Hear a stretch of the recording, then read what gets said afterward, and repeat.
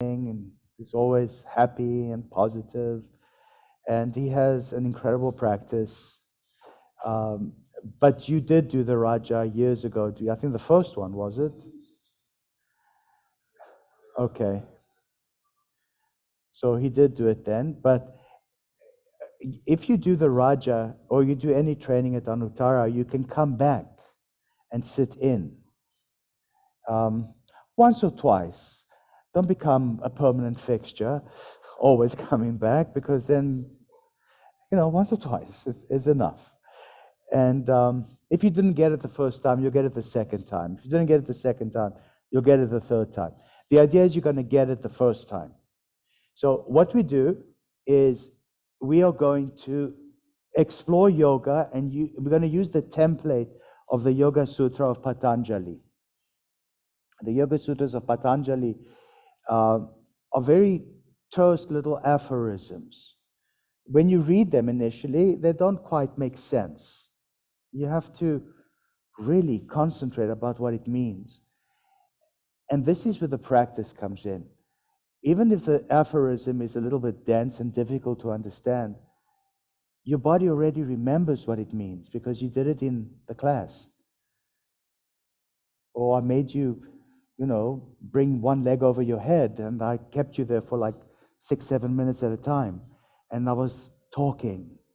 And everything I say comes from here. I don't make this stuff up. So this is the handbook, the major text. When we go through this book, you will gain an understanding of Sanskrit vocabulary. I'm not going to say you're going to speak Sanskrit fluently, but you're going to identify words that become very clear to you. I'm talking to you in English. English is very closely related to Sanskrit. Sanskrit is the older sister of the Indo-European languages. The others would be Latin and Greek and German and Celtic and Armenian and Persian and what have you. But this is the older sister. So a lot of the words, you find a lot of cognates, words that, oh yeah, it sounds like English. Is Sanskrit one of the oldest languages? Yeah, it's a classical language. It's very old. It goes back to Proto-Indo-European. It broke off from Proto-Indo-European about 6,000-7,000 years ago, when a branch of Aryans came from Central Asia down into North India. When we recreate Proto-Indo-European, we use Sanskrit as a base. So that's the story of Sanskrit. And this is the story of the book. I like to use Swami Satchitananda's book because his book is, he gives us wonderful interpretations, but I don't always agree with them. And by virtue of the fact that I don't agree with his interpretations, creates a space for discussion. He'll use words like tapas means suffering, and my hackles go up. Tapas is a yogi who practices, who does tapas. And suffering is absolutely no in your practice. There's no place for suffering in yoga. Everything is steady, comfortable. So, that's just one of the little things that I disagree with, but it's wonderful because it gives us an opening to have a conversation. The student who does this is going to get a 200-hour certification with Yoga Alliance, which officially makes you a yoga teacher, a certified yoga teacher recognized by Yoga Alliance. You can take this and teach it other places. The only thing I ask is that you call it Anuttara Raja. Do not call it Raja, because it's a misleading term. It's a specific methodology we created based on this book. Other people have done methodologies based on this book. They call it other things, and it's radically different. Anuttara Raja is more closely akin to the Kriya Yoga that our gurus used to teach. I will discuss the guru lineage in depth and detail as we move along. I will discuss the history of how this came to be as Kriya Yoga, which was lost. Raja was lost. We have a text from the 14th century. It's called the Hatha Yoga Pradipika, and in that text it says Raja Yoga has been lost due to differences of opinion as to what it is. So nobody knows what it is anymore, but we do now.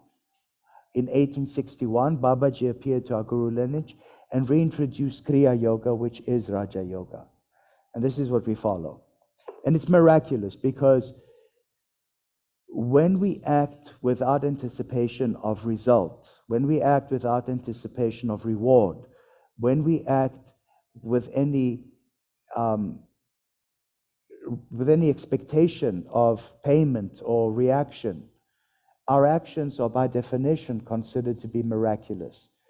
They accumulate no reactions. It suspends the law of causation, which is action-reaction. Imagine acting and getting no reaction at all. That is Kriya. That is what we are going to do. And it just shifts your mental state to the point where everything you do, you offer as service to others. And whatever you want accumulates to you spontaneously. As we break down these sutras, you'll see what I mean. Who was in my class this morning, in the Raja class? What did I say about no stealing? To those established in no stealing, what happens?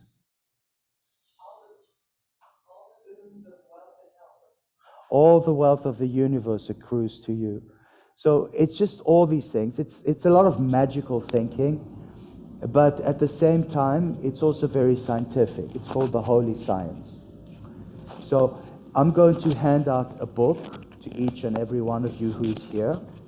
I'm going to sign the book and date it today. You have homework. The training starts in earnest, at least the philosophy component, not next weekend, but the following weekend. Next weekend, please study this. You have 2 weeks to read the book from cover to cover. I don't expect you to understand any of this, but I just want you to be exposed to it. Try and make some sense out of it. Read the commentaries, read the interpretations. Try to make an understanding of it. Also go online and look at other references. If something is very dense and very difficult to understand, check it out. Go figure it out, what it means. Make notes. I want to see your books with all kinds of handwritten notes, scribbles and commentaries and crossouts. It's an active handbook. What this is ancient psychology, how to quiet the mind, how to not become subject to your anxieties and your fears and your depressions and your history and your traumas, how to overcome these things real quick. This is what this is. So as you get the book today, I would start reading it as soon as possible, try to understand it. I would set time next weekend to actually study it on a Saturday and a Sunday. So apportion time, put it away and look at it next Saturday and Sunday. Then the following weekend, we are going to go into this book sutra by sutra, which is verse by verse, word by word. And we're going to chant it in Sanskrit, and we're going to break down each word and the meaning behind each sutra. Some of the sutras you will remember forever. You will be able to chant them out, especially the first 3. They are probably the most important ones. The rest of them, you'll see how they embed in your intellect. And when you become psychologically challenged by some circumstance, the sutra will appear at the back of your mind. You'll say, I know exactly how to respond to this. It's fascinating. Do you have a pen? Do each one of you have a pen? Or who doesn't have a pen? Okay. Okay, you can just borrow somebody's pen.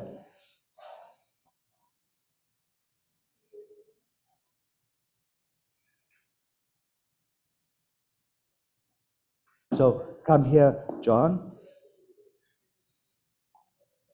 and I'm going to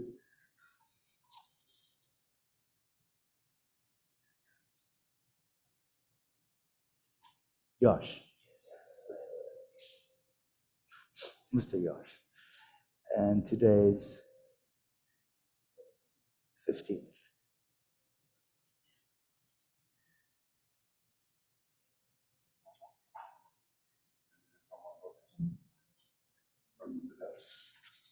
There you go. It's your book. All right.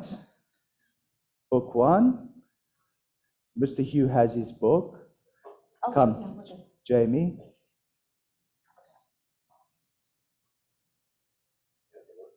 Jamie Levine. Actually, I have a friend who actually pronounces Levine.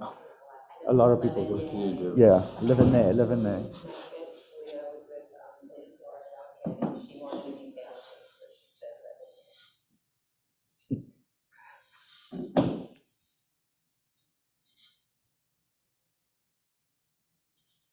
There you go. Madhu. Excited? Where do you live now? Oh, east, west, north, south? Not too bad. He's much closer.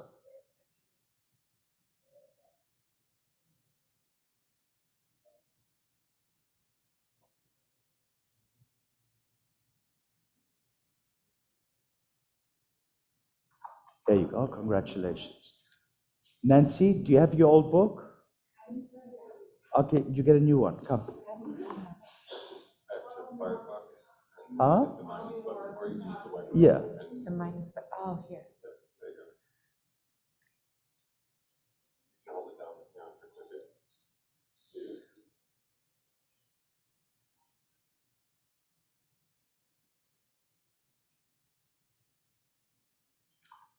There you go. Ellie.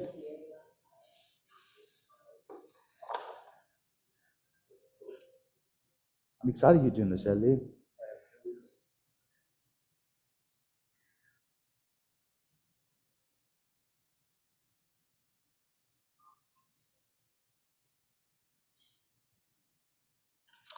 Your book.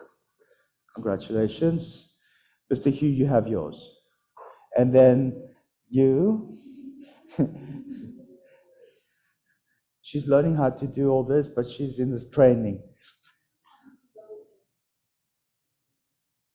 Michelle Rasna, Cash. That's enough names, right? You want all of them? There's double S. Yeah, SS. No, it wasn't my mistake.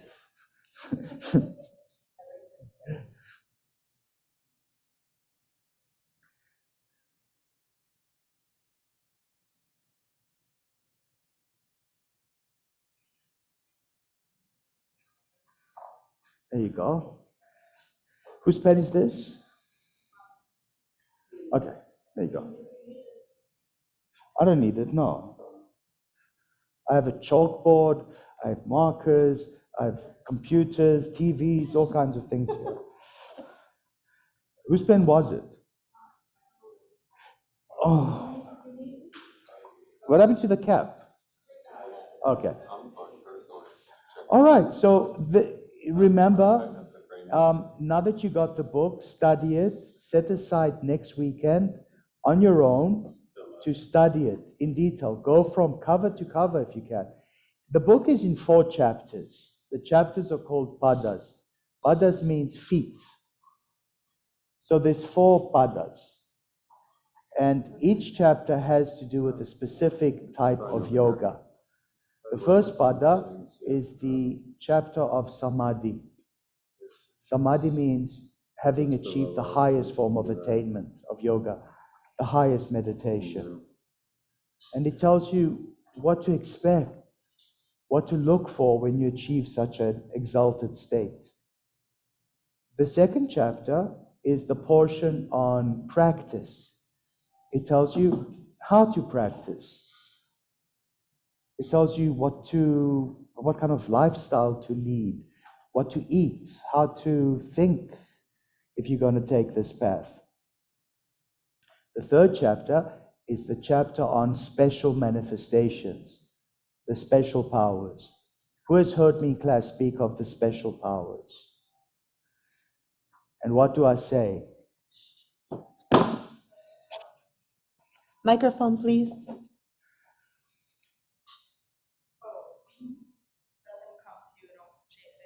Yes, let the special powers come to you. Don't you chase after them. Because you become sinister. And not only that, you become a threat. And not only that, it veers you off the path. The path is liberation. And that's the final chapter. Kavalyam, liberation. That's what you're looking for. You're not looking for parlor tricks and special powers. You go, become a palm reader it's unnecessary. These things will chase after you. Be prepared to have these kind of insights, these special manifestations. Just don't use them for anything other than to acknowledge them and move on. You cannot sublimate them, you cannot ignore them, they will happen. Through your meditations, you become so mentally focused that you see things, you understand things, you know things. Keep them to yourself. Are you guys ready for this? But it's important that you don't become sinister or abusive because you know these things. So those are the 4 chapters. I would read the first 2 on a Saturday and the last 2 on a Sunday, next weekend. In the meanwhile, I'm expecting you to come and practice as often as you can. Ideally, 5 times a week or more. You can do vinyasa, you can do whatever you want. But do at least 4 or 5 Raja classes with me here at the school in the week. And everything I'm going to be talking about in the Raja is going to be calibrated around your studies. So whatever verses we do, whatever chapters we do, that's what I'm going to be focusing on during the class. The general public doesn't know this. They will just enjoy it anyway. But you will be the focus of those classes. Between now and when we start breaking down the book, doing the philosophy portion, there will probably be quite a few more sign-ups. Inevitably, it's like that. Hopefully, they will catch up on time. They usually do. And I just don't want you to be bewildered by this book or frightened that this is so difficult. It's an ancient language that I'm learning. You don't have to learn Sanskrit. I just want you to become familiar with Sanskrit. So it's not exotic and alien to you at all. It's the scientific language of yoga. Yoga is a science. Science has its languages. Usually we use Greek and Latin, but with yoga we use Sanskrit, the scientific language of the science of yoga. If you are going to become a yoga teacher, and you never know. I mean, I had no idea I was going to be a yoga teacher. I would have laughed at you if you said one day I want to be a yoga teacher.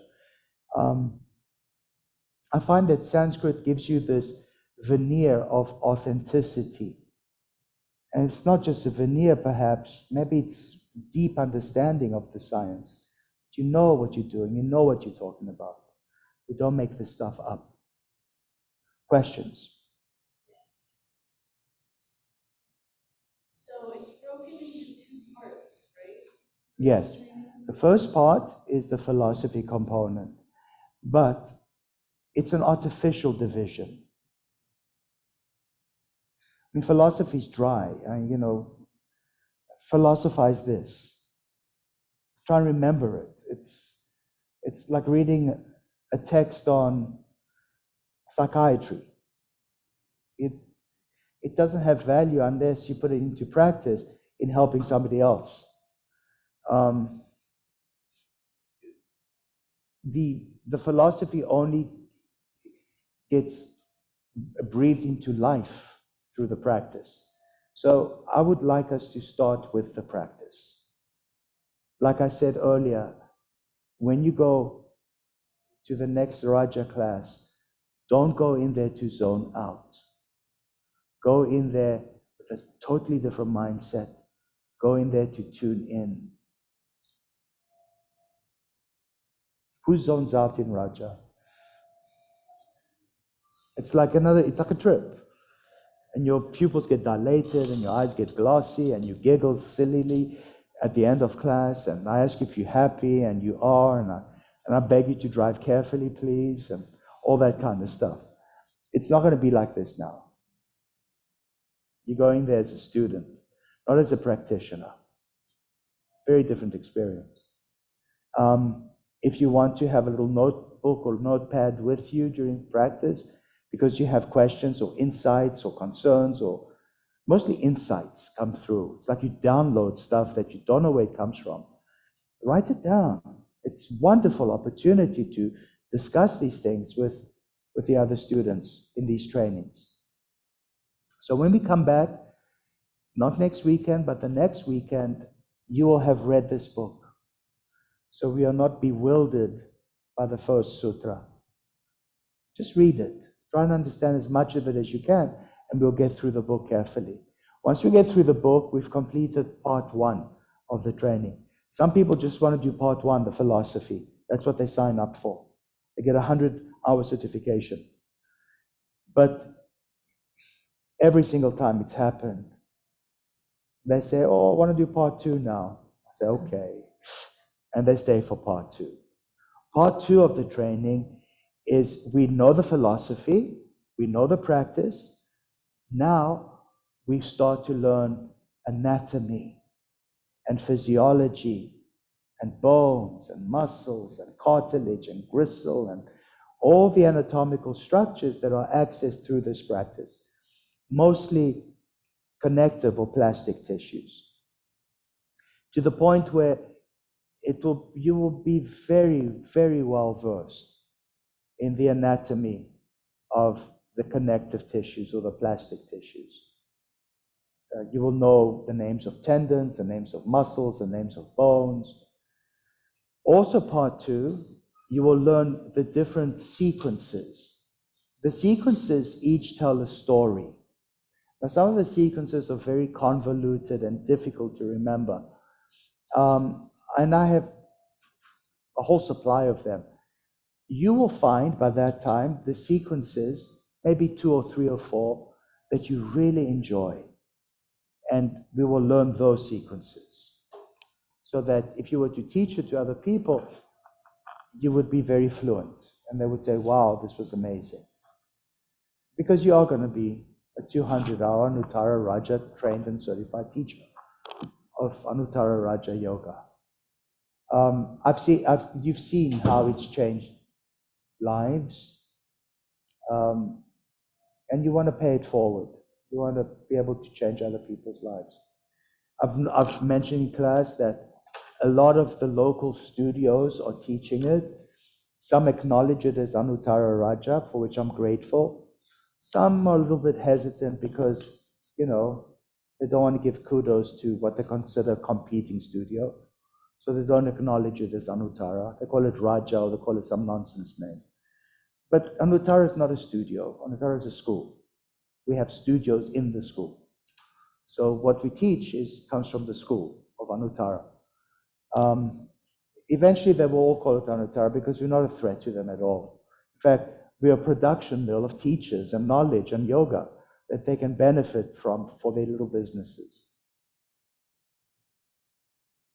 It's already happening. I mean, a lot of these studios are calling it Anuttara Raja. And, people expect it to be called that. That's what it is. What does Raja mean? If you were to just call it Raja, what would that mean? Meditation. This is Raja. Raja is the attainment of any yoga practice.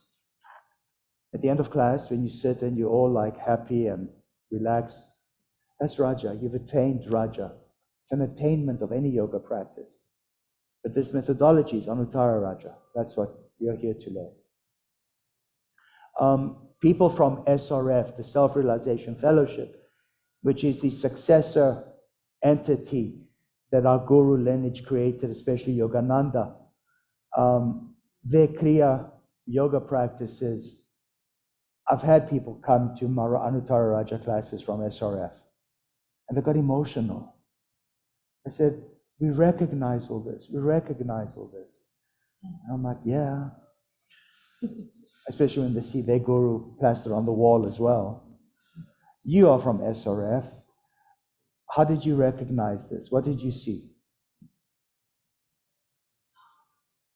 Well, I had no idea that Anuttara existed, and somebody suggested.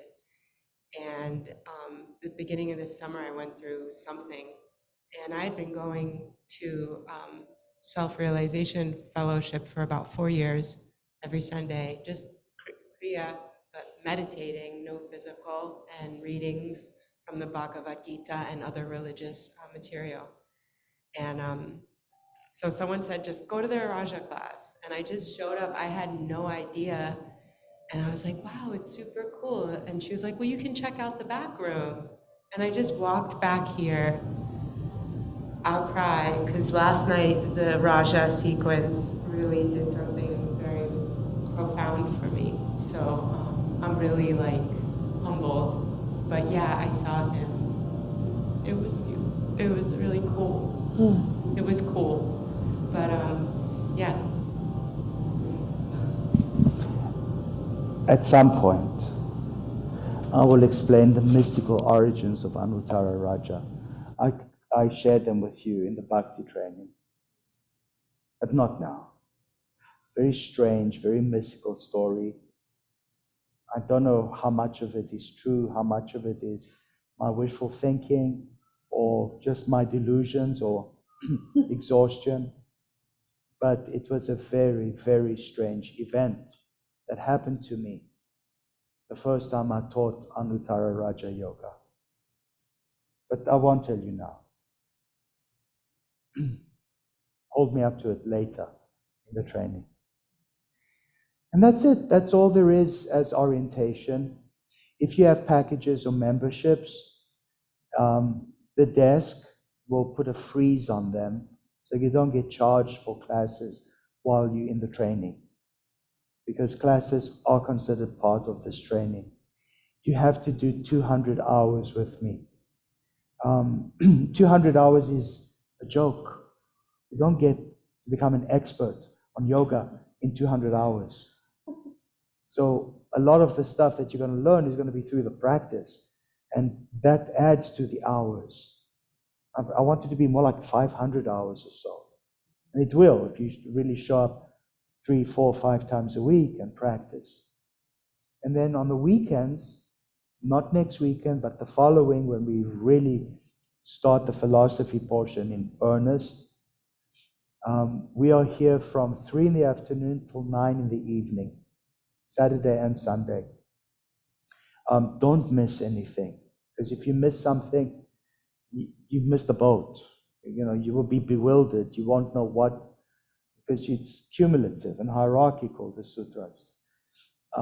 If you do miss it for any reason, where's Nathan? He stepped out. Okay, but there will be access to it. Yes, it should be, everything will be recorded. Okay, so you can always catch up that way. Yes. Microphone.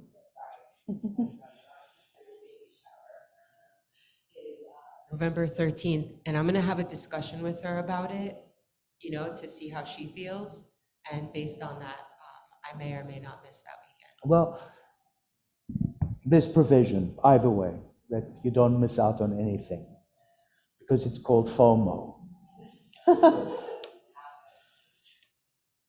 it will be on Zoom every weekend? Every weekend, but these are 2 different modalities. So that which is available online and on Zoom is another company that's doing it. Right, it's not interchangeable. You have to cross-reference. You know, you have to. So that's why Nathan is in charge of that. You know, it's beyond my scope. All I want you to do is show up here and practice here.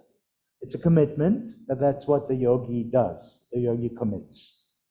Um, I always look at how does somebody show up in the teacher training in terms of commitment. And that gives me a very good indication of how they would be as a yoga teacher. The level of commitment they show during the training is probably the same commitment they're going to show as a professional. So commit to show up. It's your education. You know, I'm not a grade school teacher. If you show up, great. If you don't, great. You know, the worst that could happen is that you don't get certified if you fail to show up. I mean, what can I do? I can say, come back next year. You know, that's all I can offer. No refunds. If you don't show up, you don't show up. You know, you can come back next year.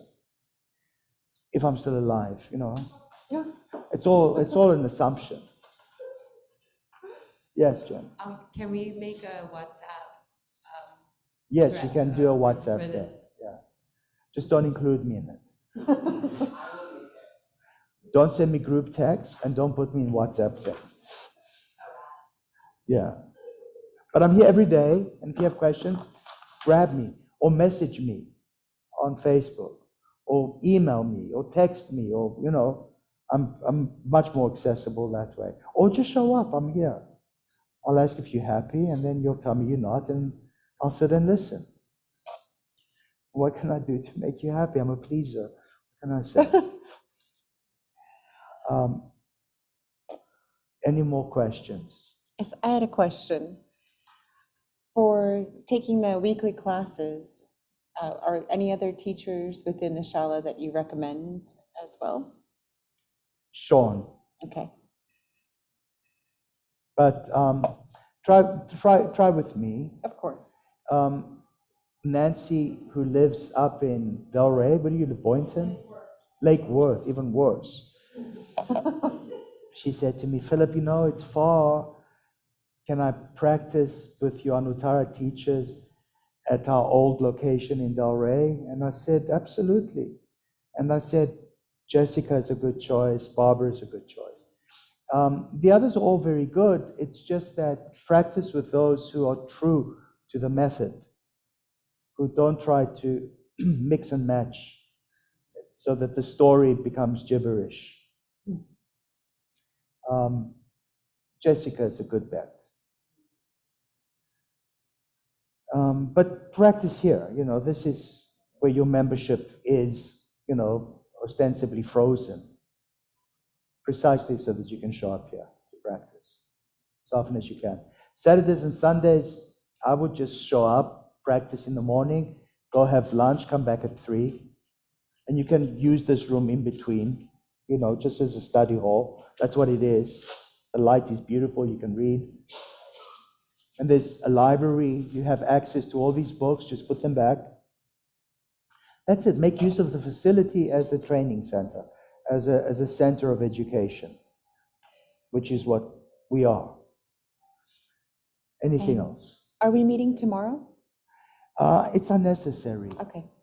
I would study tomorrow, but I would definitely show up for practice tomorrow as well. Again, as you practice with me for the next 2 weeks, please take down notes. Philip, why do you do this first and then that second? Philip, why do you insist that the pinky toe does this or the middle finger does that? Why do I feel a pinching or a pain in my lower back when you do this and you do that? Why can't I get this body part to do this? What is wrong with me? Nothing is wrong with you. But these are the questions that you need to, you know, take down. You know, just catch your breath, gather your mind after class, and get a notebook and write down these questions. This is the best way to teach and the best way to learn, not just for you, but for me and everyone else as well. Everybody feels the poses in slightly different ways. Not everybody has the same physiology. Yes, Jamie? Is it offensive if in the middle of the class I stopped practicing to listen or to observe? Just make it so nobody can see you. Okay. So just go. Okay. Because sometimes I Yeah, want no, to do sometimes you that. really have to write it down. Yeah, or That, which sometimes I is, want to stop the practice and watch for a second, you you can, know? as a student, you can. Yeah. As a teacher trainee, you Yeah, can. yeah. But just, keep it less obvious to everybody else, because they'll worry about you. Yeah. They'll be like, what's wrong with her? I'll be like Hanuman, the Mhm. small one. And, oh, sorry. Go ahead. What about recording the Yeah, I was video? gonna ask the same. You guys, you can record yourselves. You're in the training. If somebody asks you, how come you can record and there's signs saying no recordings, just say, I'm in the teacher training.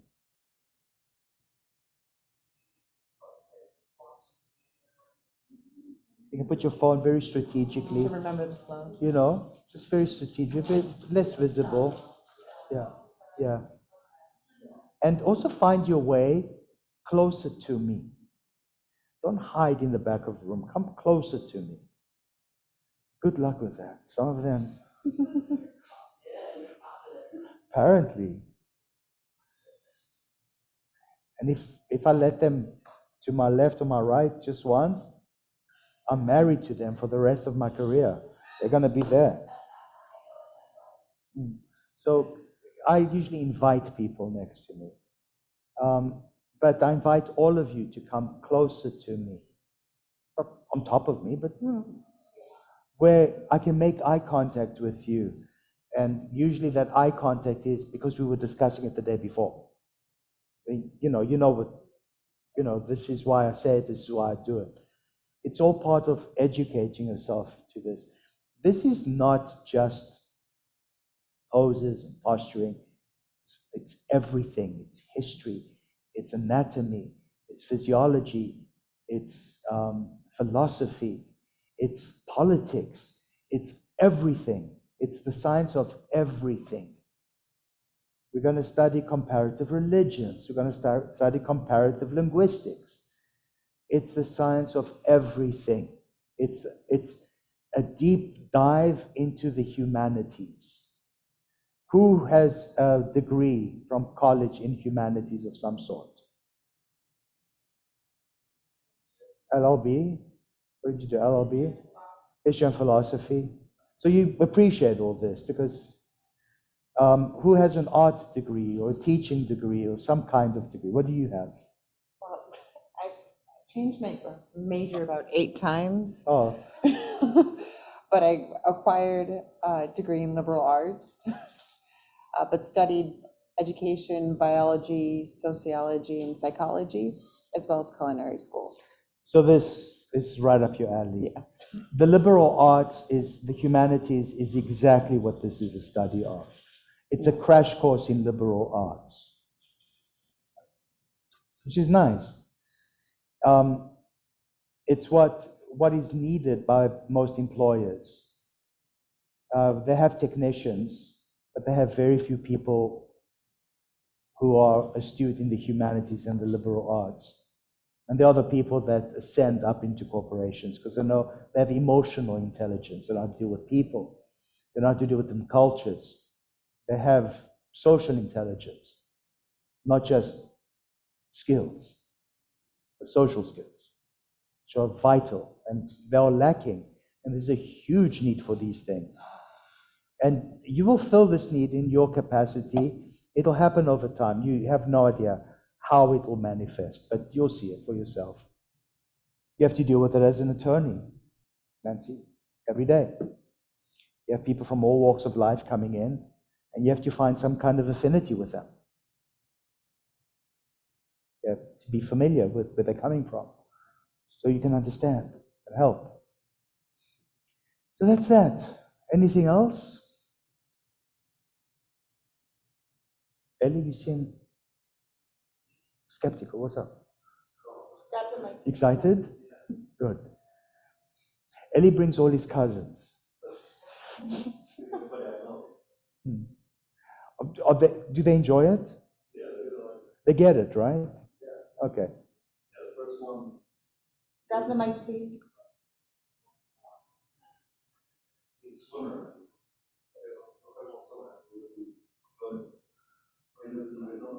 Oh, okay.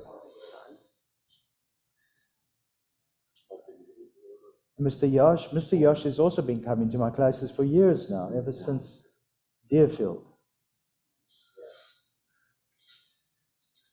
Sometimes you can boost it here, but if you can't boost it. No, I like to just absorb it. Listen, very great speaker. I can just absorb it, digest it.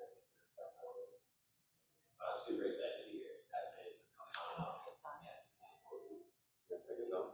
Moved away a few times, moved to Orlando, Colorado, now I'm back. They always come back. Especially when they move to Colorado, they always end up coming back a year late. I think one good winter freeze in Colorado is enough to make you miss Florida desperately, right? Actually, the fires. I can do it. Or the wildfires. They're as scary as hurricanes would be. I'd say, yeah, almost worse in a way. Yeah, because you can't escape. I don't know. It just comes. You know, there's one road that leads out, and that road's blocked. I mean, you're stuck. The smoke and everything just covers the whole state. Yeah. Happy to be here. Well, welcome back home. All right. His last name is Yosh. I've always called him that.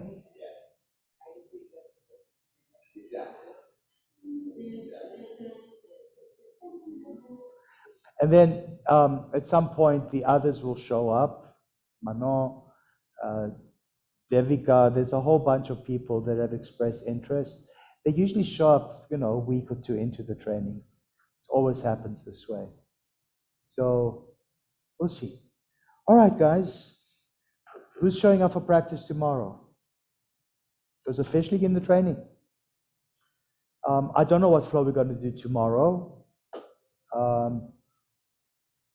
You know, whichever one it is, there's going to be your favorites and there's going to be your not so favorites. Usually the ones that are challenging for you are the ones that your body needs the most. When you challenge the body like that, you're really challenging your mind and your assumptions.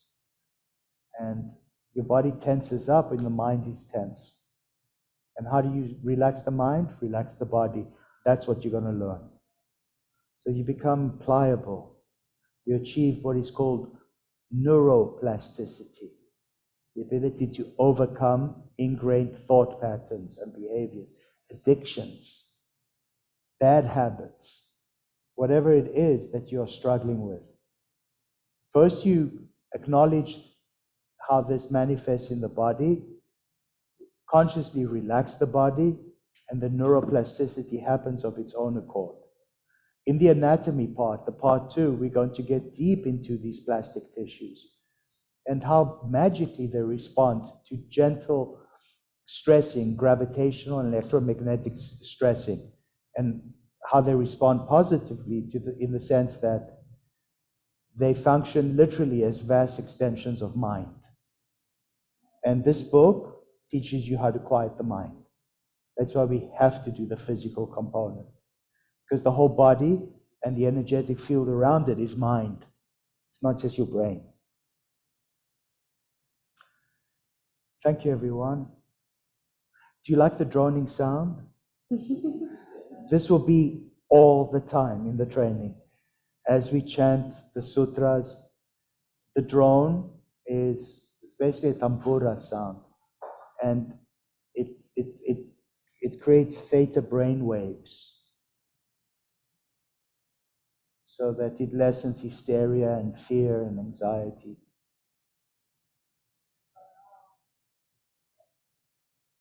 All right. Thank you. I have so much to say. For today, I've asked some questions. Excuse me, that's it. What I have to say is not so relevant. It's what Patanjali has to say in this book. But before we attack the book, I really need you to become familiar with the book. It's not a lot of, it's 165 odd verses. You know, consider the fact that we've just finished the Bhakti training where there was, how many verses? 700. 700. and we did. This only has 165. It depends on sometimes there's one or two extra verses tacked on, but they're not orthodox or, some insist that they should be there, some insist not. But anyway, they are very dense, very difficult to understand, but I need you to read it. Also, in this book, if you open up the book, there's a glossary.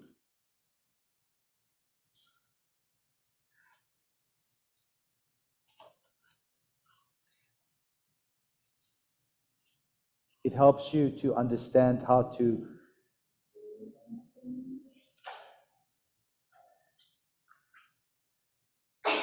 bless you. It gives you the alphabet, which are phonemes of Sanskrit, the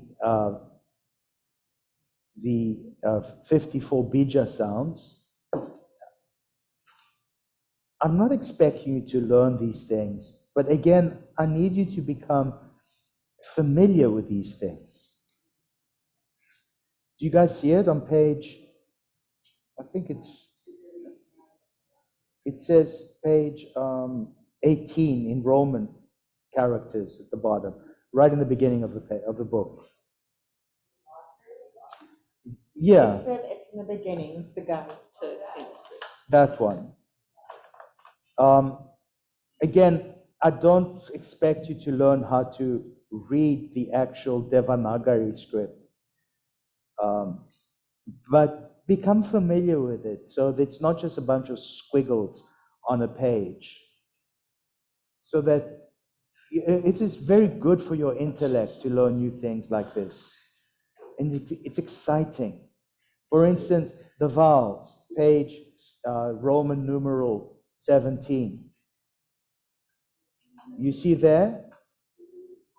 Ah, just like it looks like Om. You see the Om symbol? Because Om is A-U-M. So Ah as in up, Ah. And then Ah as in father. And then E. And then E. And then U. And then Oo. And then R. And then R. And then L. You learn all these things.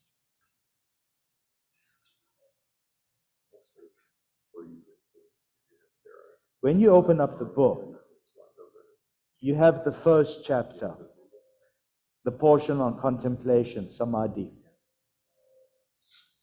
And you look at the Devanagari script on top. It says, Atta Yoganushasanam.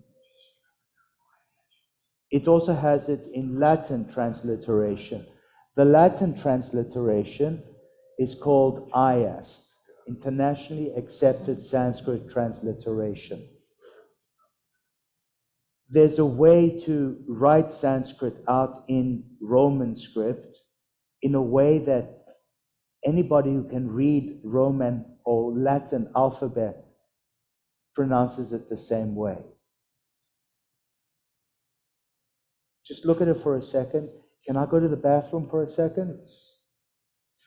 If it's 1 minute, it's this. If it's 2 minutes, it's that. I'm going for this.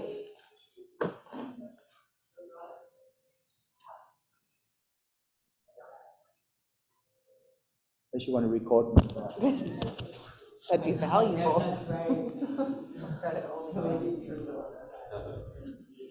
I paused the recording when he gets back, I'll resume. Okay. So pausing has it in the same clip, stopping it has it go into separate clips. So I pause it, so it'll just be one clip, but yeah. And then we'll clean it since there's nothing tomorrow. So then you can break down. You feel comfortable? It's a little concerning that we only did one day together, but I think you'll handle it. The only part, because I want to be a part of it, that's the only. But once it stabilizes, you can be more part of it. The first like 30 minutes while things are just popping up, you kind of have to be. Yeah, but to stay here because I have questions. So I slip out and take a bathroom break. I'll let them know. I'll be back in like 3 minutes. Just run real quick. I zoom out a little bit in case, when you Yeah.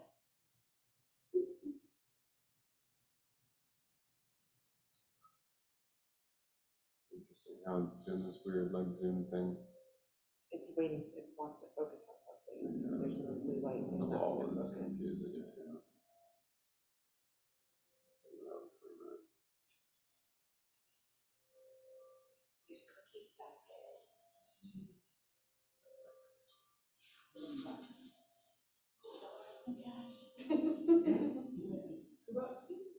I think they're Publix vegan cookies. They're not gluten-free.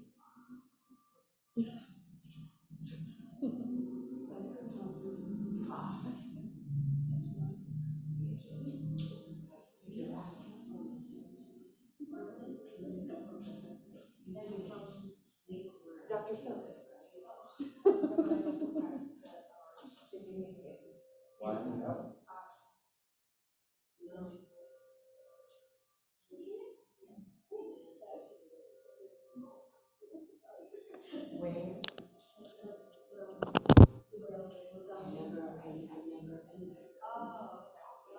All right.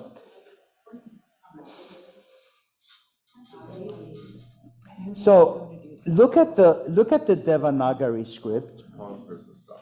The Devanagari script means the angelic city. I mean, it literally means that devas are deities or beings of light, and it's the texts or the writing from the heavenly cities. Usually, the letters are suspended under a line. I think it's a very cool writing system. It's not made up of so much of sounds. It's made up of phonemes. A phoneme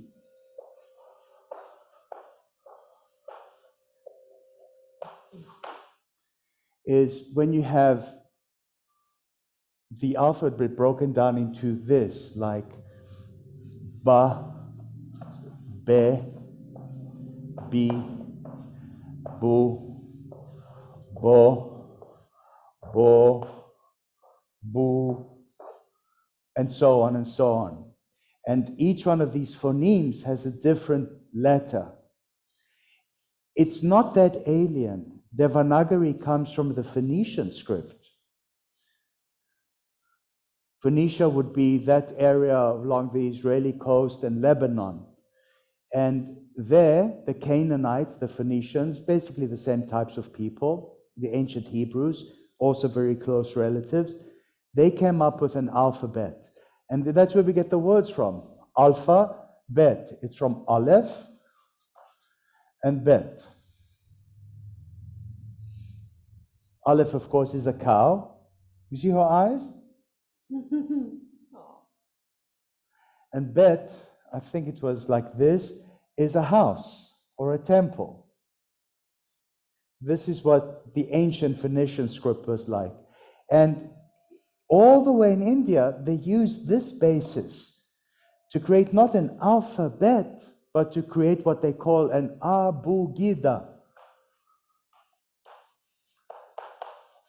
From the old Phoenician, Aleph, Bet, Gimel, Dalet.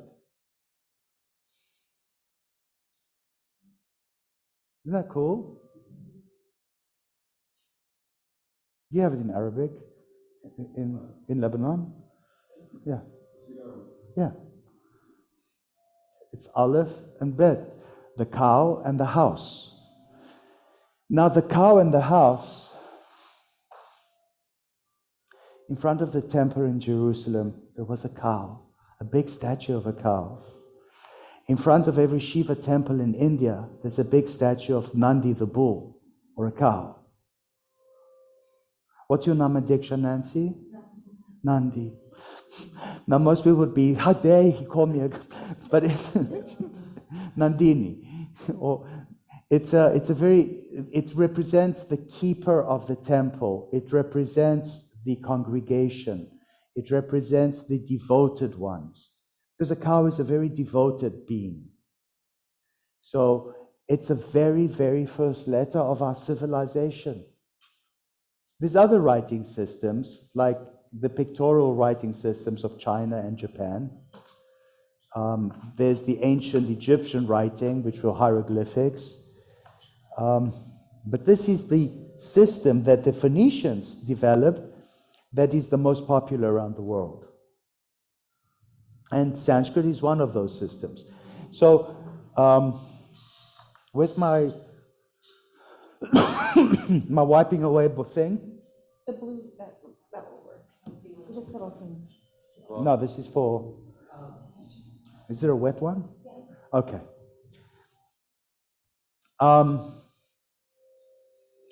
Here we have the line upon which the letters sit. Look at the first one.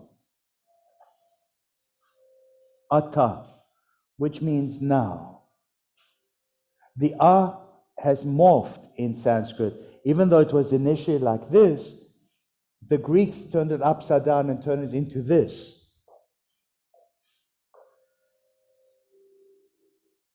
Which is what we use in English. Thank you so much.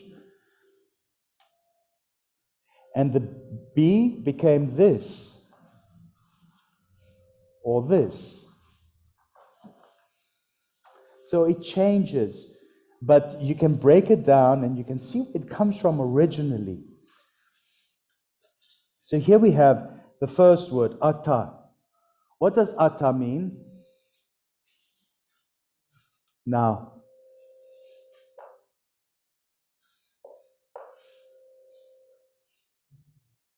Where are these? I've got to wear these glasses just in case I miss a little diacritic or a tith or a yacht or something.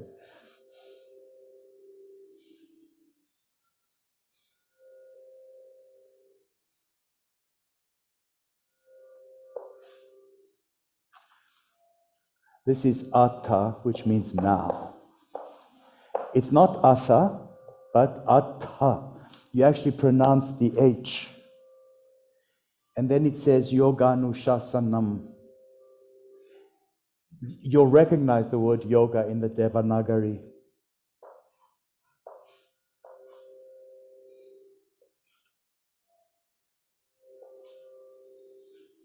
Do you guys recognize this? Mm-hmm.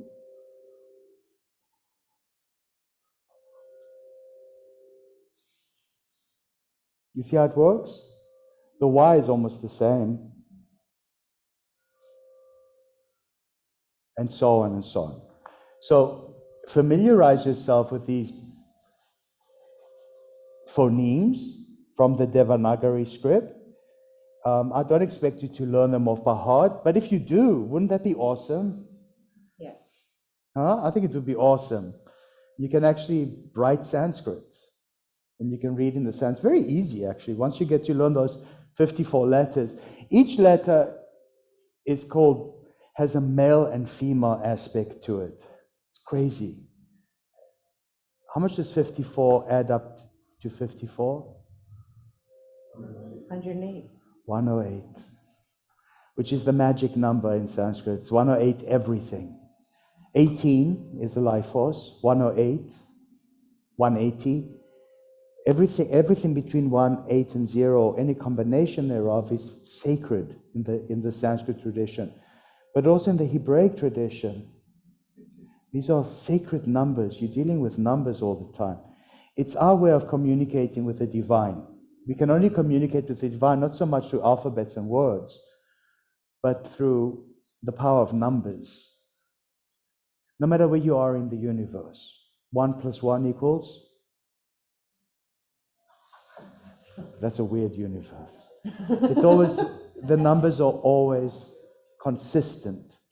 That if we were to get a radio signal from up in space, and it were to be in prime numbers, 1, 2, 3, 5, 7, 11, 13, 19, 23, what would that tell us?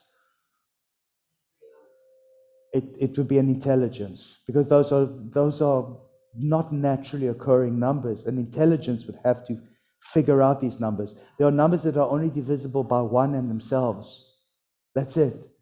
And an intelligence would have to figure this out mathematically and send this out as a signal, hoping to reach some other intelligence to communicate.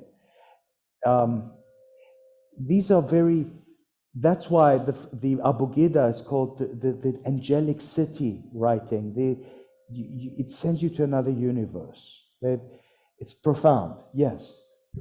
Have you heard the term 1 + 1 = 3 in a serious setting?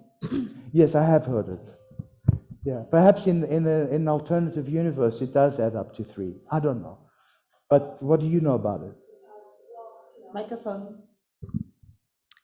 1 + 1, like a mother and father, equals a third, a child.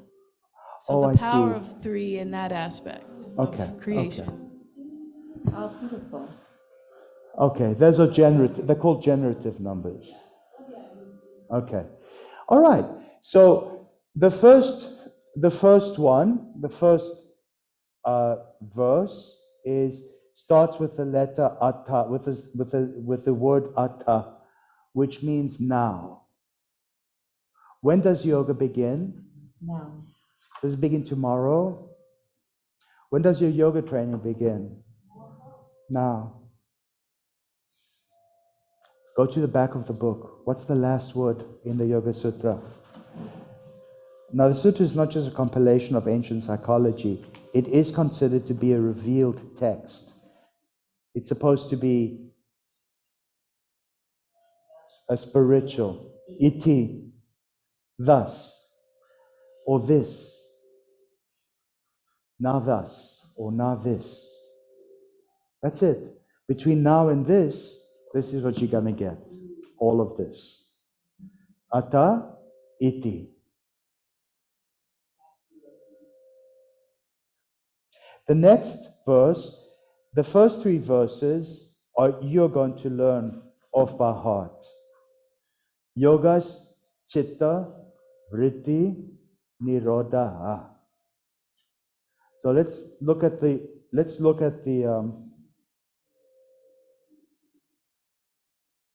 Yogash. Yoga is Chitta. What does Chitta sound like in English? Chatter. Chatter. Effluence. Vritti, vortex or ringing, and nirodha, no restraint. So, yoga's chitta vritti nirodha. If you were to break it down directly, its yoga is effluence, no rotating, no ringing, no rotating. Think of a toilet bowl and you flush the toilet bowl. Literally. It flushes all the chitta away. And I'm serious. And then the bowl fills up with clean, fresh water, and then you can see your true self reflecting back. Seriously, the toilet bowl analogy is the best analogy. The third one will confirm what I'm saying. Because your mind is so full of chitta. Your life is so full of chitta. And it's the English word, I don't want to say it, the English word is very closely related to the word chitta. You're full of chitta. What does the third verse say? Tada drashtu swarupi vastanam. And then the seer abides in his own nature. In other words, you can see yourself as you really are because all the chitta has flushed away. There's clarity. There's absolute clarity about who you are, what you are, and the book is going to tell you how to get there. Yes, Jenny. The emphasis at the end with the H. When we were reading in the last training, sometimes it would be like, let's say, drash daha. It would be like a hold, but in the previous one, Only if it's at the end of at the the word. end, so nirodha. Nirodha. Yoga Chitta Vritti Nirodha.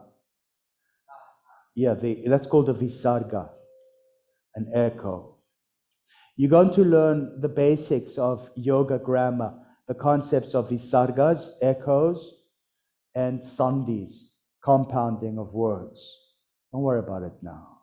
It'll come so naturally to you. I mean, Sanskrit has a lot more grammatical devices that don't really interest us at this point in our training. But these are the most important ones. Sandhi, the compounding, and Visarga, the echoes.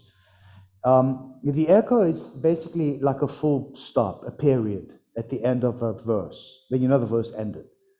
You say, Ata yoganushasanam. The extension of the sound is full stop, period. Yoga chitta vritti nirodha, the nirodha, that echoing of the at the end means the verse is ended. The next one, tada drashtu svarupi vastanam. The M denotes the end of the sentence. Go to the next one.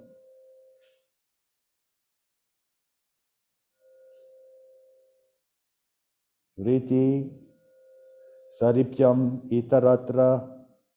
So it will be itaratra. It's just an extension. You'll learn all these things. That's why you need the musical notation. And that's why all these verses are actually chanted. It goes like this. Yoga Atta Yoganushasanam Yogaschitta Vritti Nirodha Tahadadrashtu Sparupi Vastanam, and so on and so on and so on. And that's how we're going to chant it, all 165 of them. But together, I'm not going to call you out unless you specifically want to sit and get called out on these things. Mm-hmm. All right, so I want you to become familiarized with this. I don't want to give you a whole barrage of information which will frighten you. Little bits and pieces. Study this. Come and practice. You have 2 weeks. Officially, your training starts today. Okay? And those who sign up subsequently, I'm sure they'll catch up. Excited?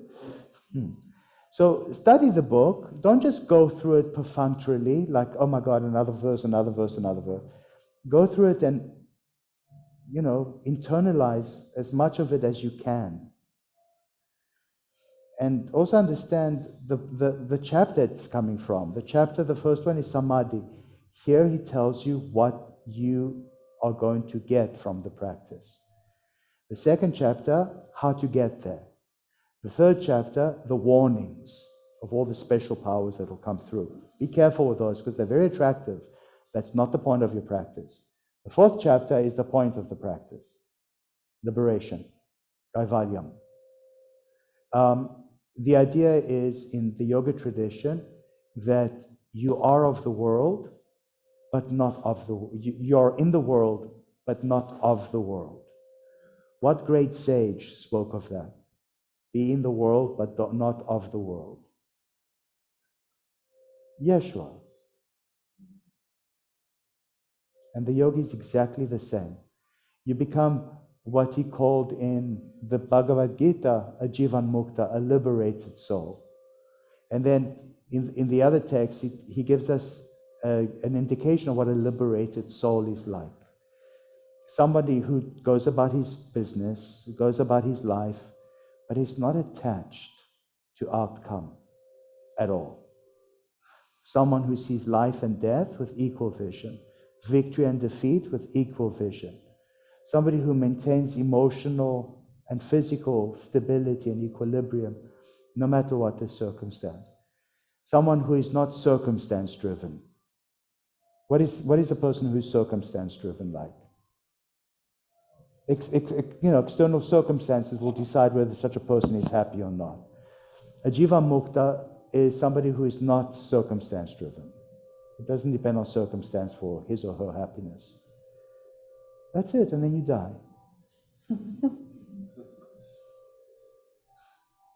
But does yoga believe in death? No. Tell us what you learned from the Gita about death.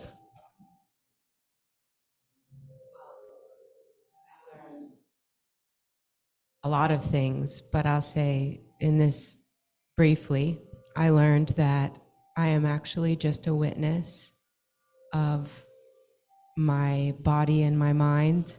I'm a super soul, and I'm connected with the Supreme Personality of Godhead, and that's where I will always be. I'm infinite, So I your soul can't be, doesn't I'm die. indestructible. My soul can't die and it's indestructible. And who is this witness? Patanjali in the Yoga Sutra, although the Bhagavad Gita is a religious text, this one is not a religious text. This one is a scientific text. So Patanjali is very, very careful about saying this God or God in this form or anything like that. He just calls it the Lordship or the Supreme Personage or the Witness or the Enjoyer or the Brahman, the Seer. You know, he gives it very broad categories because he is not religious. It's not a religious text. In fact, the psychology in this text is a synthesis of two quite different religions. He didn't synthesize these ideas to create a third religion, this 1 + 1 = 3 generative concept. The essence of this book is ethics and morals. The ethics come to us from the Jain tradition. The Jains are a very, very ancient sect in India. Their whole premise for existence is non-violence. They don't wear clothes. They wear a mask, not because of COVID protocols.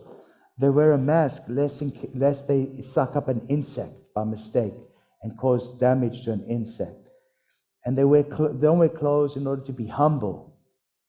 And they walk around with a whisk broom, lest they step on an ant. And yet people don't laugh at them. Actually, the richest and the healthiest community in India. They are the benefactors of schools, clinics, and hospitals, and colleges. They're also the longest lived community because they're strict vegans. Their whole basis for existing is no harm to any creature, which is very interesting because India, for instance, has the highest heart attack rate in the world. That people begin to think that if you are of Indian descent, you have a genetic predisposition to heart disease, which is unfair and probably untrue, because the Jains, who are identical genetically to their Hindu neighbors, don't have such diseases at all.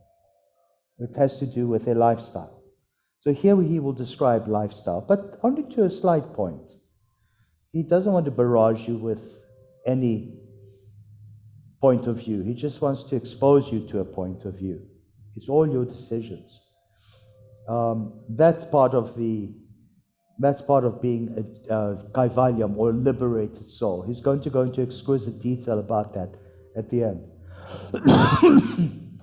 What else can we talk about?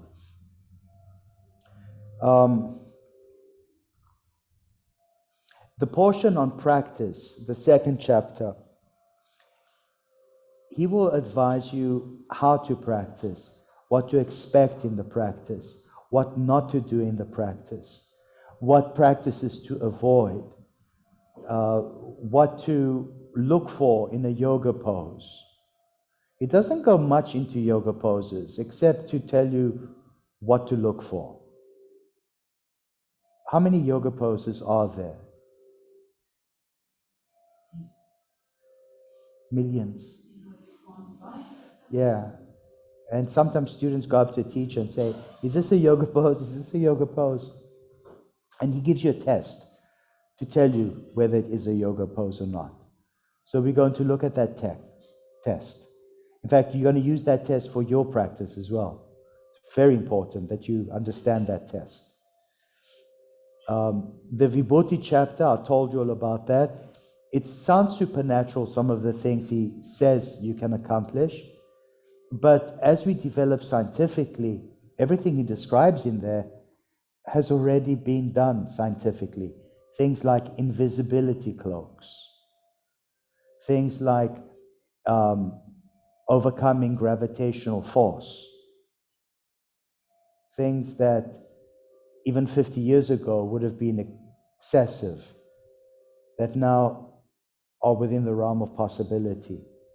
There's nothing in there that is contradicted by our advancement in science at all. It's really a magical text. It is considered to be part of the revealed scriptural traditions of India, but it's not a religious text. It's just a handbook on psychology.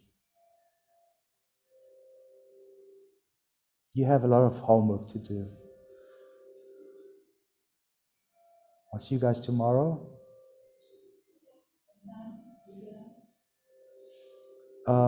No, I mean for practice. No, there's nothing. Yeah, the next 2 weeks, yeah, you study. I need you to study this.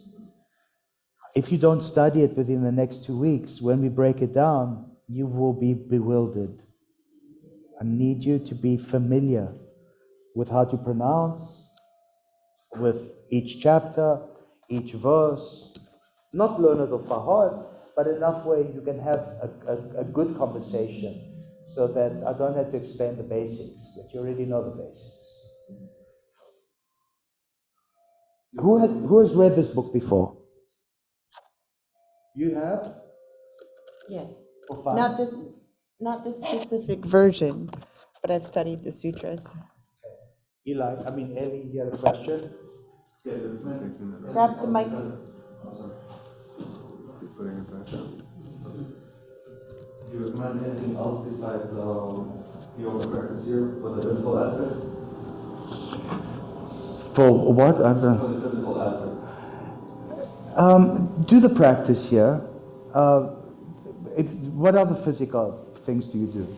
Oh, I lift weights. Continue to lift weights. Absolutely. Thank you for this because this is important. A lot of people just do Raja Yoga. That is not a good practice. That is not sustainable or healthy. Your connective tissues will become lax, hyperextended. Your connective tissues don't do much unless your muscles are also being exercised. How do we exercise muscles as yogis? Vinyasa. Hatha or vinyasa practices. You want muscles, you'll get muscles. I also go to the gym and I lift weights whenever I have time. I love it. It just enhances my practice. Makes me stronger. It's true. What about anything with stretching? Because I don't class with no stretching in the yoga practice. Do you think like there should be some kind of supplement for just let's say 30 minutes of stretching specific muscles? Or that's Just keep on lifting the weights. As far as stretching is concerned, just you engaging one set of muscles, you're going to stretch the opposite set of muscles. For instance, I engage the humeral bicep. It stretches one of the triceps at the back. You focus on the engagement. You don't focus on the stretch. And that's where there's bad yoga, because they focus on the stretch and they get hyperextensive injuries. Focus on the engagement and then everything else will happen. But now that you're in the training, come and take every single yoga class that you can come to. Make use of it. It's a wonderful tool. You start with Raja, but at the end you'll be like, oh my God, I love vinyasa. Nobody loves vinyasa the first few times. It's really intense. You do what you can. That's all. You just learn.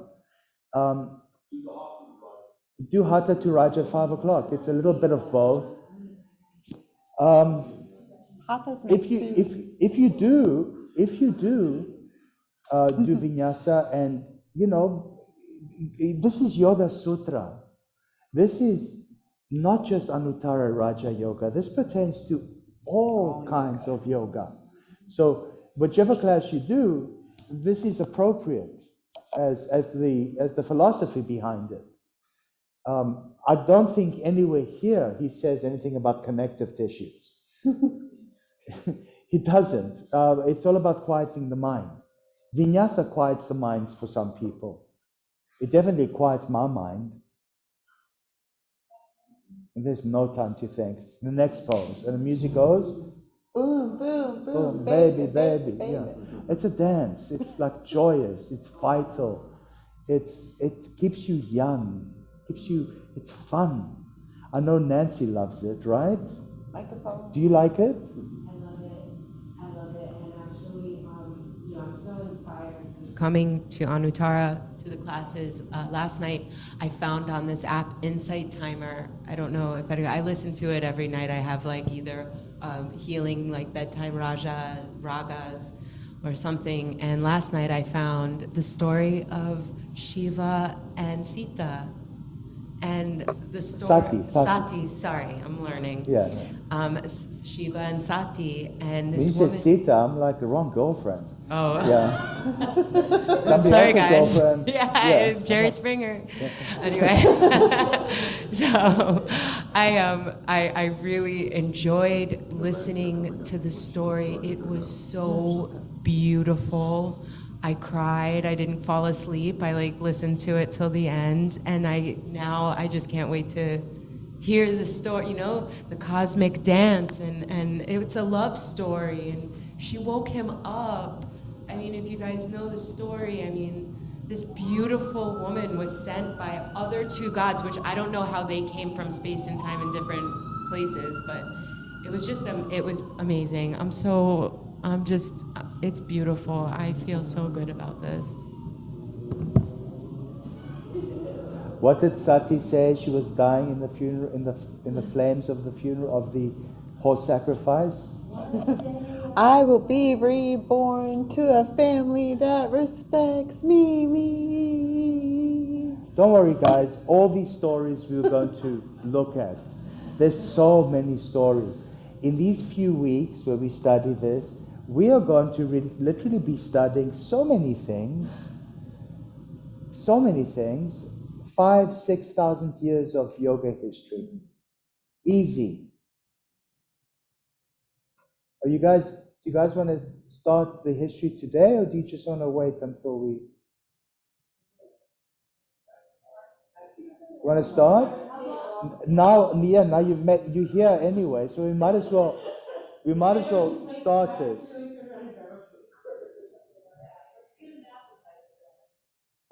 Yeah, let's take a little break. I bought some cookies. There on the table. Bring them into the middle. We all have cookies. They're vegan from Publix. Mm-hmm. No. Yeah, I remember there was nothing. Now there's so many things there, so many options. To really need this thing. So much better. It's night and day. You really shouldn't. What kind is it? One is oatmeal raisin, and the other ones are something. Macadamia, coconut macadamia. So we actually going into a learning session now, or are we wrapping up? It sounds like he's changed his mind about anyone, just going right into session. Do you need me to stay here, or do you I'll stay if you need me. I'm probably going to come down for yoga, so if you needed help packing this up, I could come back tomorrow. I will need to come back to get the microphone so it can be shipped, so I'll be back either way. Oh, this is so good. I like that. Thank you. Whole Foods had the most amazing vegan Indian prepared food for lunch the other day, because now First time observed, just to make sure. Since we're not. You're going to be back here tomorrow? Did I say the fried chicken story? So you're gonna leave it? That's why I only wanted to do one. I said you want to stay for Roger. I could have done back to back. I'm scared. So I'm like, week 3 instead of coffee I drink. feel I have enough calories. And I'm in a rush. Easier. And I'm like, Because you're all. and when I'm in a rush, well, when I don't know if I'll survive. I'm a hangover. Prepare me for your date. Tomorrow's not a day I want to scare me. Are you sure about that? And so I went and got my 60s, and I took a bite out, and I was like, is this off? Chef, And I was like, I have a date I'm to not watch even, football because I game with wanted my it. friend, so Ah. I'm gonna It's stick giving around me a here. bad piece. Okay. Just for yoga, but I'll stay here to help you with this. Somebody said fried chicken, what is this? I said, that one out. Are you using the microphone? No. Oh, you don't have to use the mic. We're not filming right now. It's a break. Or you can put these. You can keep it. I like that you're doing it though. It's appreciated. Keep it up. I just gave up. Yeah, we should plug them all in. Yes.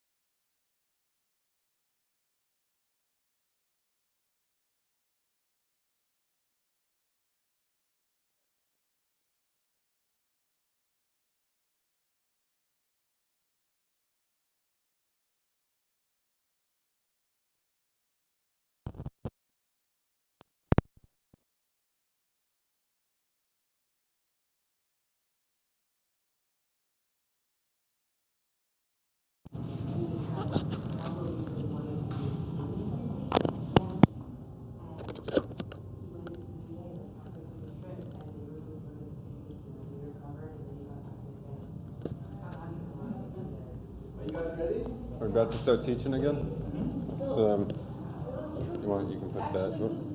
This sounds a lot better. We should have done this during bhakti. Okay. I know you don't like the wire on your thing, but I just don't want to get too much into the training. Today's just orientation. just give them a little bit of this. A little bit, because I see they're hungry. Yeah. Yeah, I don't want to. And we put India on the screen for you if you want. Yeah. Okay, guys.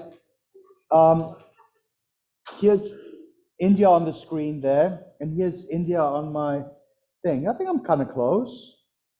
Well, yeah. You see it? In the south of India, which is this area,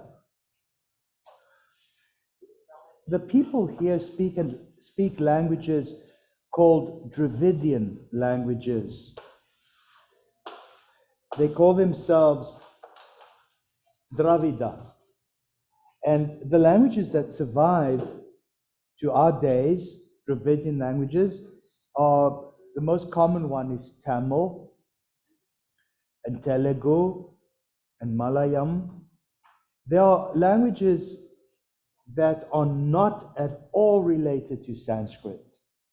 They are not Indo-European languages. They are their own. The closest we have to the Dravidian languages in an ancient context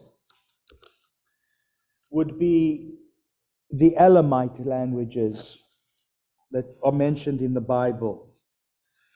The Elamites influenced the Phoenicians, the Akkadians, the Sumerians, and what have you. The Dravidian people are Indo-European, but they're very dark skinned. And they lived probably in all of India. There were, of course, some indigenous tribes very closely related to Australian natives. Because, humanity came from Africa, made its way around India, all the way down to Australia, eventually into North and South America. We are a very adventurous species. We get around real quick. So there's the Dravida. They lived nicely in India. Enormous cultural achievements, temples and palaces, literature, all kinds of wonderful things. What is he doing to me? It's upside down. Oh. No wonder. Oh, there we go. You'll be so much more comfortable now. There you go. Yeah, you want this, Philip? Here you go. Okay. Worldwide.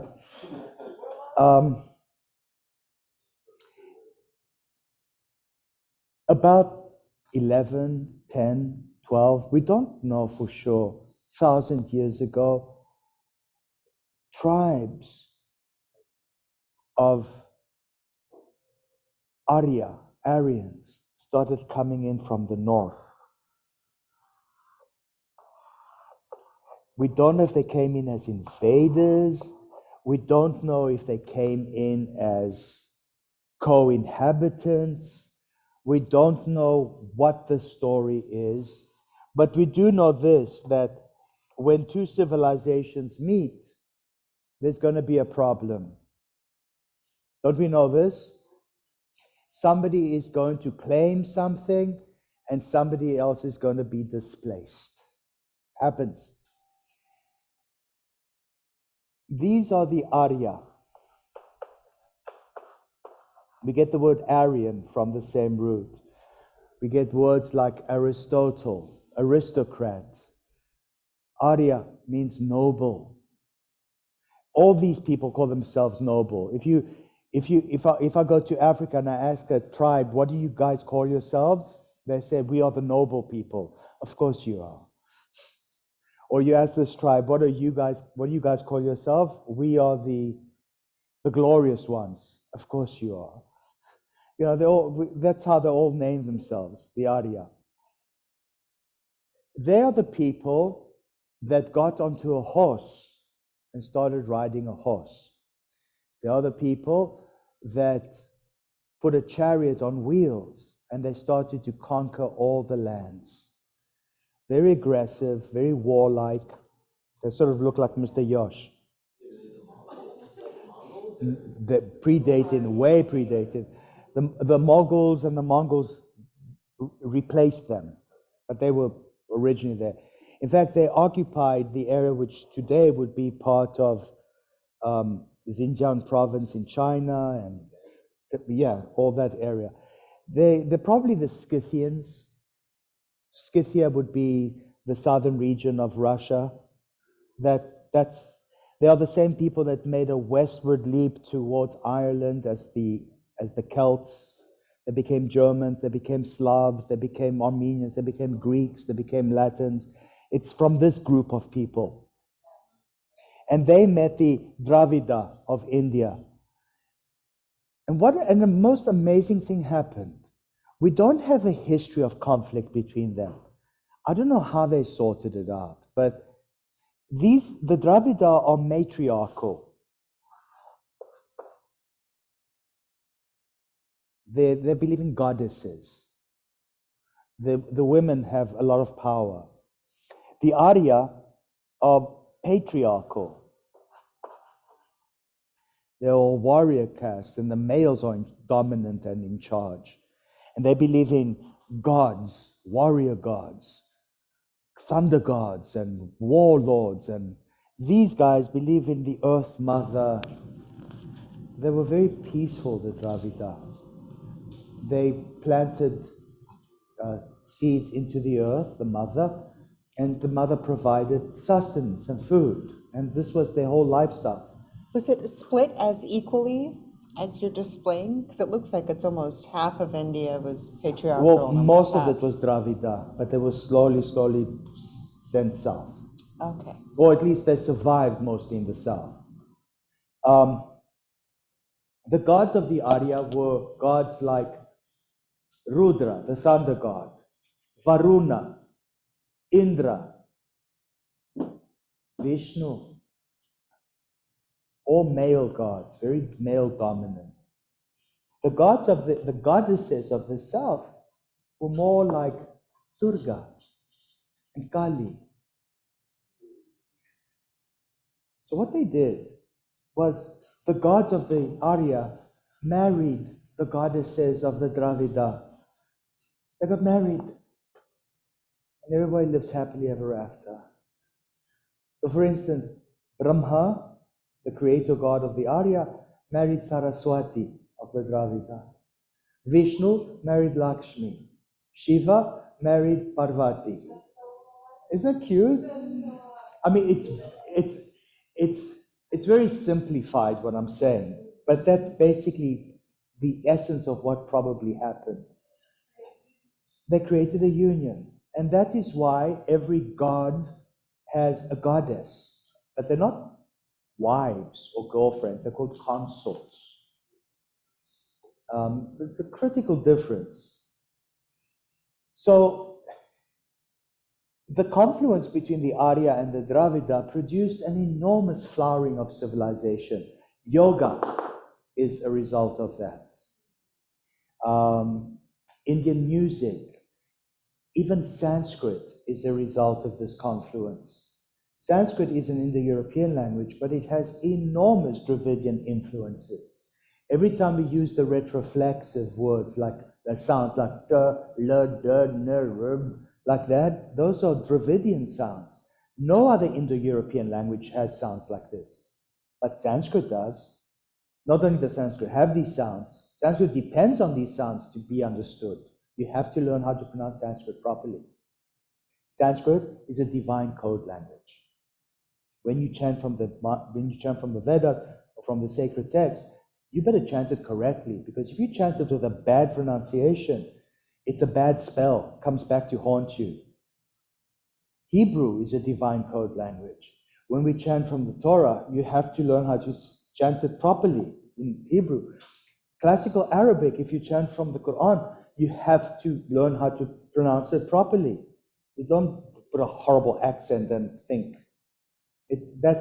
Those three languages are the divine code languages. Sanskrit is one of them. And Sanskrit is a synthesis between the Dravida and the Arya.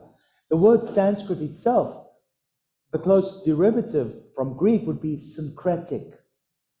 What does syncretic mean? Secret?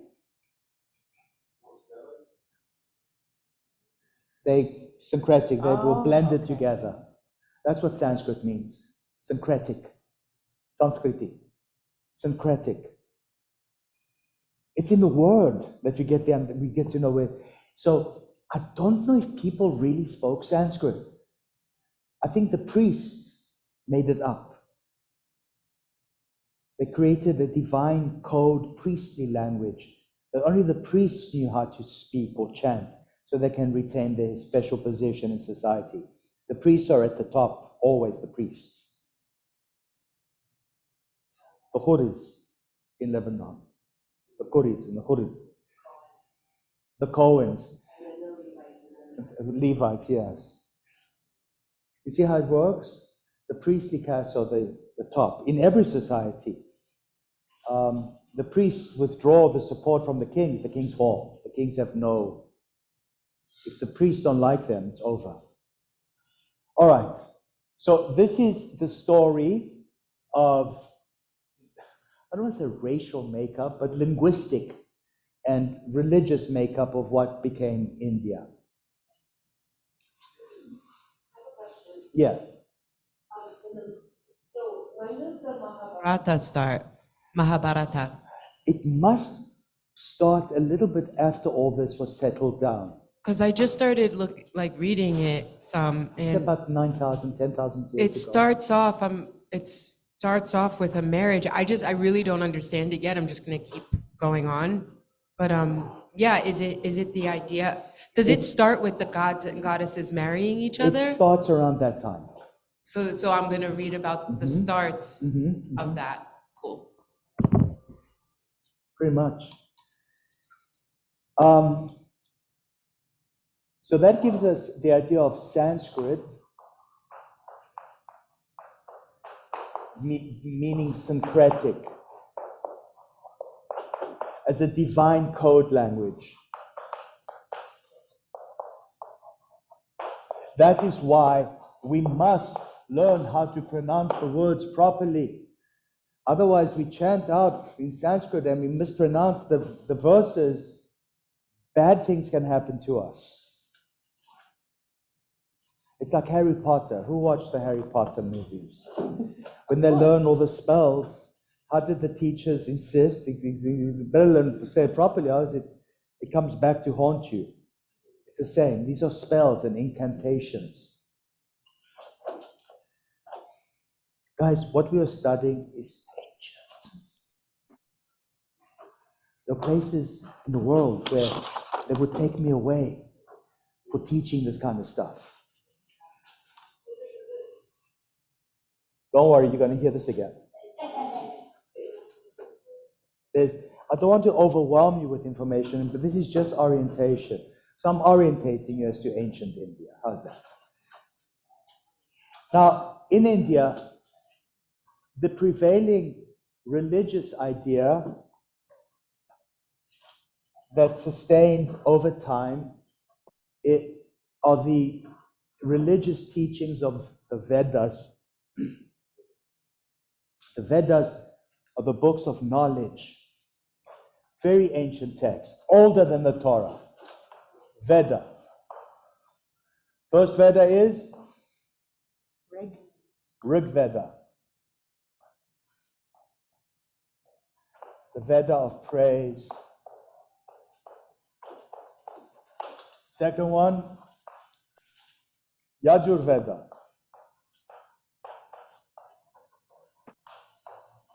the Veda of sacrifice. Third one, Sama Veda. I always assumed Sama was same or together Vedas as a compilation, but I've learned that Sama could also mean saman or song.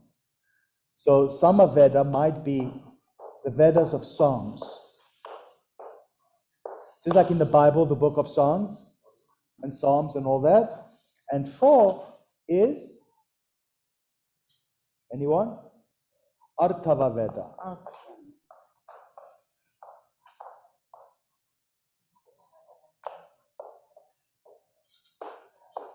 Rituals. These are the four Vedas. Now the four Vedas were heard, they download into humanity's consciousness through two sources. They are either Shruti, heard, or listened to, and Smriti, remembered.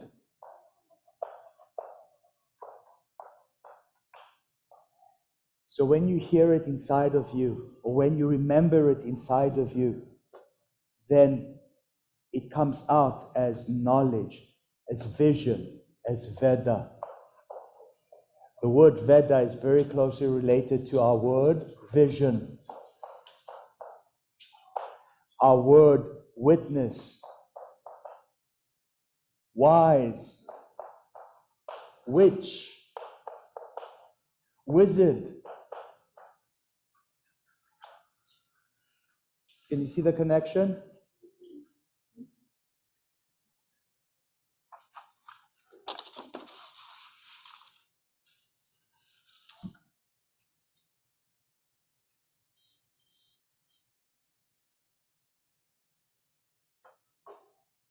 Who's teaching the 5? Sarah. Are there people? Okay.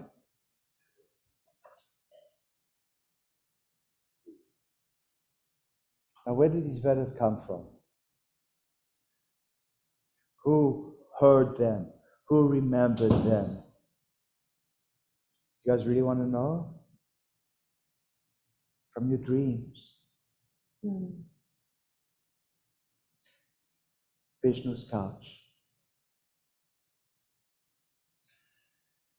You'll never see these poses in Raja Yoga the same way again after this training. There's so much. I don't know what to say when I'm teaching these things. It's overwhelming. I also want to maintain myself semi-sane because there's just so much. But if you know this, if you know these things, if you go on to teach these things from a deep remembering inside of you and hearing my voice deep inside of you, you will have the Veda, the vision. You will be the witness. You'll be wise enough. You'll be like a witch or a wizard. You can do it. Raise your big toe up, grab your big toe. Tuck your pinky toe, the other toe, pinky toe. There you go. Gaze at your navel. Long ago, before the universe was created, there was just an expanse of consciousness like water, which doesn't contradict what the Bible says. In the beginning was the waters, and God's face was upon the waters of the deep. You know, you've heard all that before. Well, this says the same. There was just water. But swimming in this water, this endless ocean of consciousness, was a serpent, an unending serpent. It had no beginning, it had no end. And sleeping on the coils of the serpent was Vishnu. She's Vishnu. And Vishnu dreams. In his one dream, from his navel, right there, she's contemplating her navel, a lotus sprouts. Have you ever had a lotus blossom or a lily pad growing from your navel? It's a weird dream. As the lotus blossom opens, Brahma stands in the center. Brahma has 4 heads. Just like Abraham opened up the 4 flaps of his tent so he can gaze into the 4 directions. As the tent of the lotus opened up, Brahma stands with 4 heads looking into the 4 directions. From each of the mouths of Brahma, one of the 4 Vedas was chanted. The first mouth chants the Rig Veda, the Veda of praise. The next one, the Yaju of sacrifice. The next one, Sama of songs. And the last one, rituals. These are the Vedas. They come from the mouths of Brahma. She's remembering all this now. She had a dream long ago that Brahma sprouted from her navel in a lotus, and the Vedas were chanted. So, this is part of the Vedas. Thank you so much. So, revelation, Veda, revelation, that which is revealed,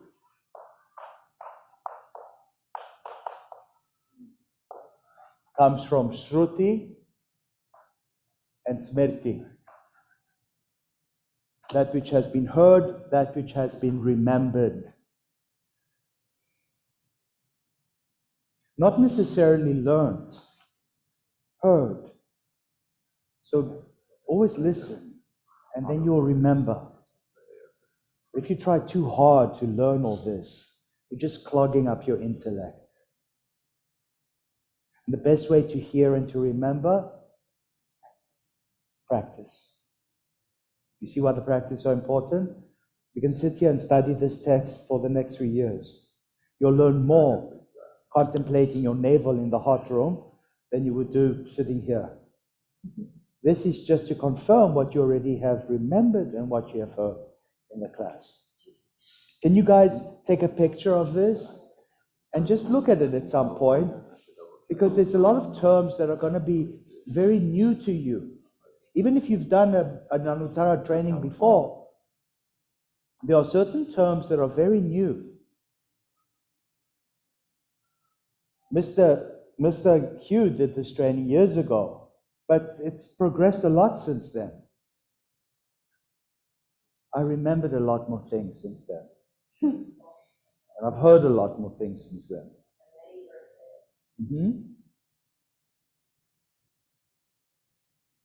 So that's ancient India.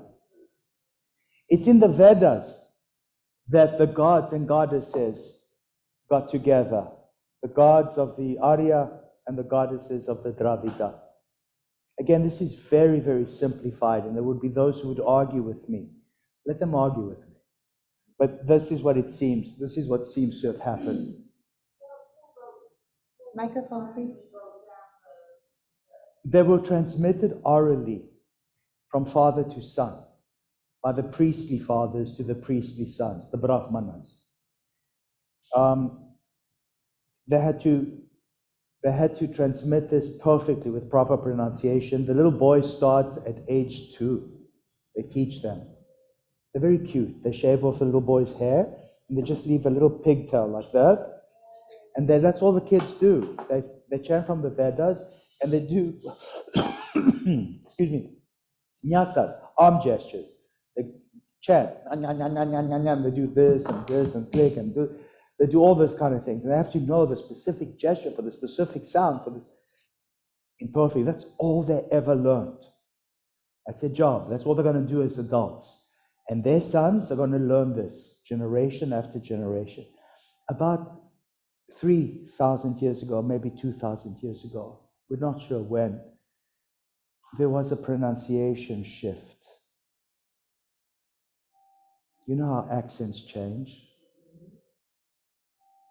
You heard Generation Zs talk to each other? They use different words, different pronunciations. And it's like, what? What do you mean by this?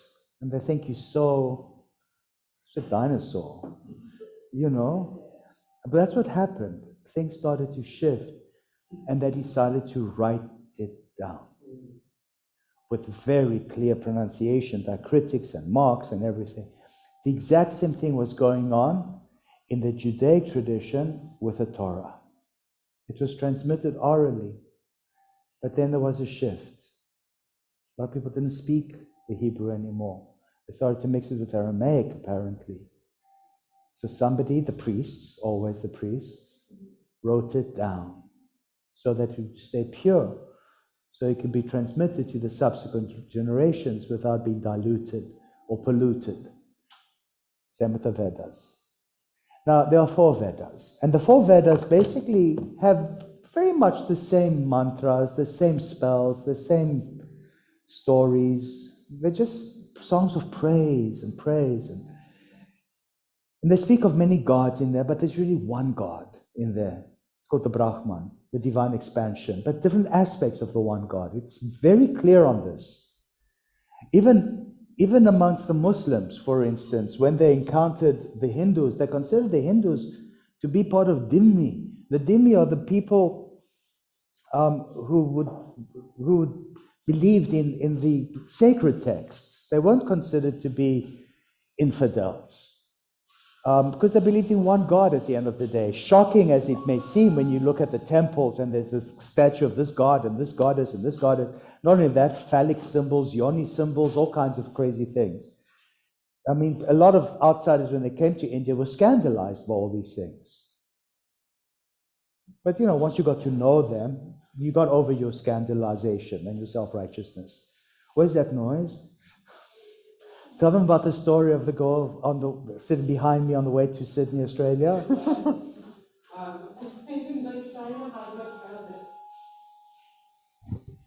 I believe you were talking about your had the best meditation and yoga practice of your life, because there was a woman there and she was really sweet, had a very nice face and very kind, but she was right behind you, and she decided for the entire, 20 hours? 30 hours. 13-hour flight, or to crinkle and eat. And then when she was done with that, she opened up the newspaper and she decided to read the Wall Street Journal. And how did the pages go? And it was like Ka-thwack, ka-thwack. thwack, thwack. Yes. That's what it sounded like. Can you imagine me sitting there? She would crinkle a packet of chips, crinkle, crinkle, crinkle, and then she would go, and then you would wait to see how many, and then you'd wait about a second or two, and then crinkle, crinkle, crinkle, and that's all my mind was obsessing on. And when she finally stopped eating, then she started to read a glossy magazine, going, ka-thwank, ka-thwank.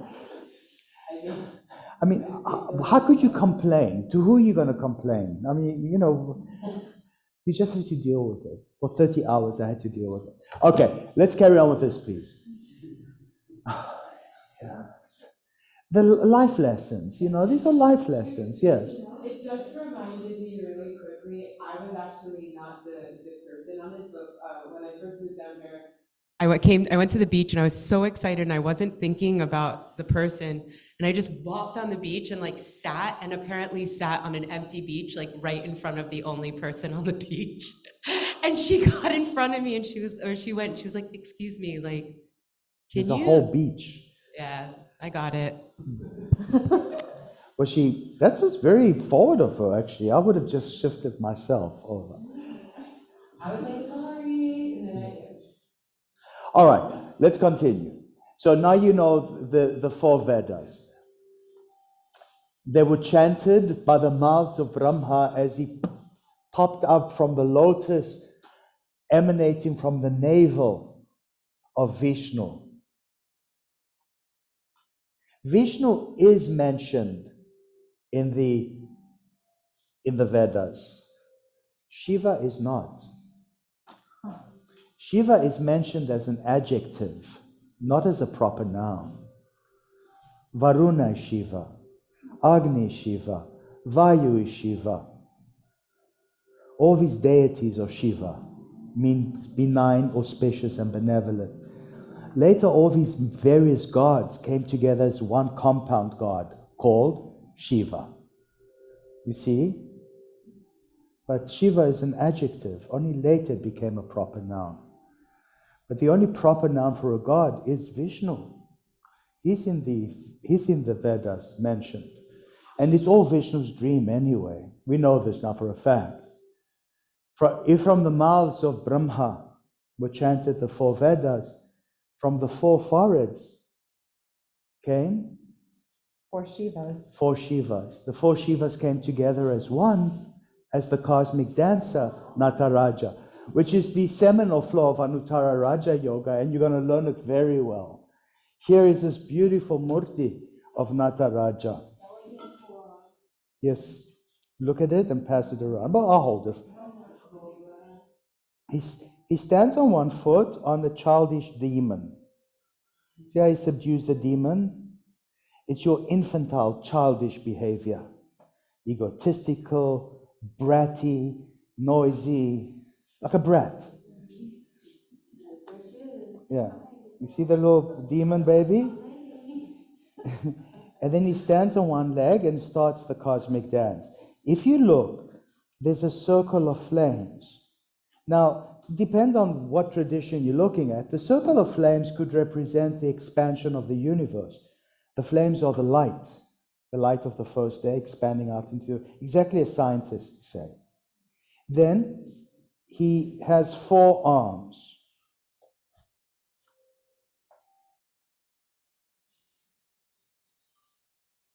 Chaturasti, four arms.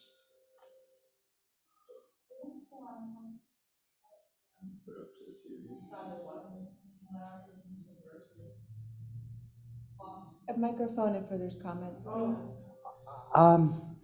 Maybe he did. I'm not really familiar with Hawking's work, except his caveats against alien communication. That's it. But he questioned the concept of a singularity. Use the microphone. Yeah. I can't even begin to expound on physics. I don't have that type of brain, but I thought that he initially thought he disproved his own theory on this, on singularity. Okay. He's dead now, so I don't. That it's not a singularity, but a multifaceted entities that created the universe? Could be. But I tell you what, our religions all speak of a singularity. So, the first hand, he holds the Damaru drum. Where's the Damaru? There's the Damaru drum.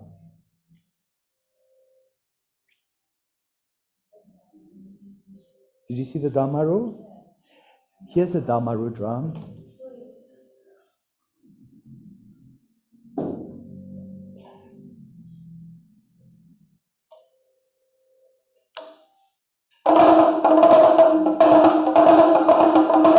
And he dances to the beat of the drum. As he dances, he expands the universe. He holds it with his thumb and his middle finger. You see in class when I ask you to do that? This is what I'm asking you to do. Should I pull out this drum in the middle of a Raja class and start going up with it and shock them out of their meditations?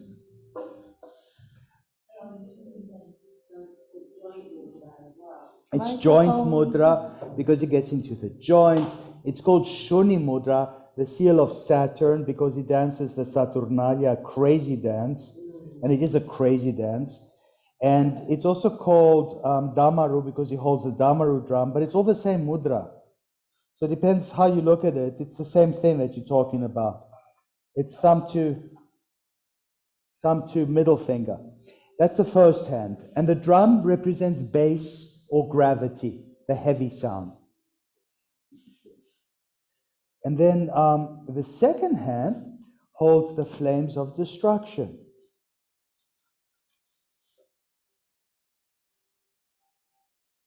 Are you writing all this down? No, listen. Shruti. And remember, Smriti. You can write it down if you want, but, you know, guys, I want you to be present. I want you to, you know, you see the flames of destruction. You're going to hear this again and again. In exquisite, you're going to hear it again and again and again. Don't worry. If I really need you guys to write something down, I will tell you. Please write this down. The spiritual hands have the timbali and the Microphone.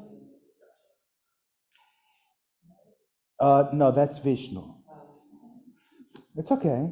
Vishnu also has 4 arms. The first 2 arms, the physical work, and the back arms, the spiritual work. Vishnu is Krishna. Yeah. Okay. Then the third hand, he holds in Abhaya Mudra, the gesture of fearlessness. You see how we do it, like we did in class? Abhaya. Abhaya means no phobia. Abhaya, fearless, no phobia. And the fourth hand always points down to the dancing feet. You see, it's called the elephant's trunk. Now, each hand holding these attributes represents the 4 fundamental forces of nature, the fundamental forces of the universe. The drum is gravity. The flames, electromagnetic energy. Pushing fear away is pushing weak force or radioactive decay away from your soul. And then the elephant's trunk pointing to the dancing feet represents strength, strong force, atomic attraction. So this ancient symbol is describing cutting-edge quantum physics. It comes from South India, from the Dravidian. But it's also made its way all the way up to the mountains of the Himalayas where Shaivism survives. But it's really a Dravidian creation. These people were so advanced. These people were so advanced scientifically all these thousands of years ago. And to protect their scientific advancements, they created this symbol to represent the universe expanding. Much like the Phoenicians, your ancestors created the Aleph, the bull, as the first letter. because the first thing is the cow. It's just symbols, that's all it is.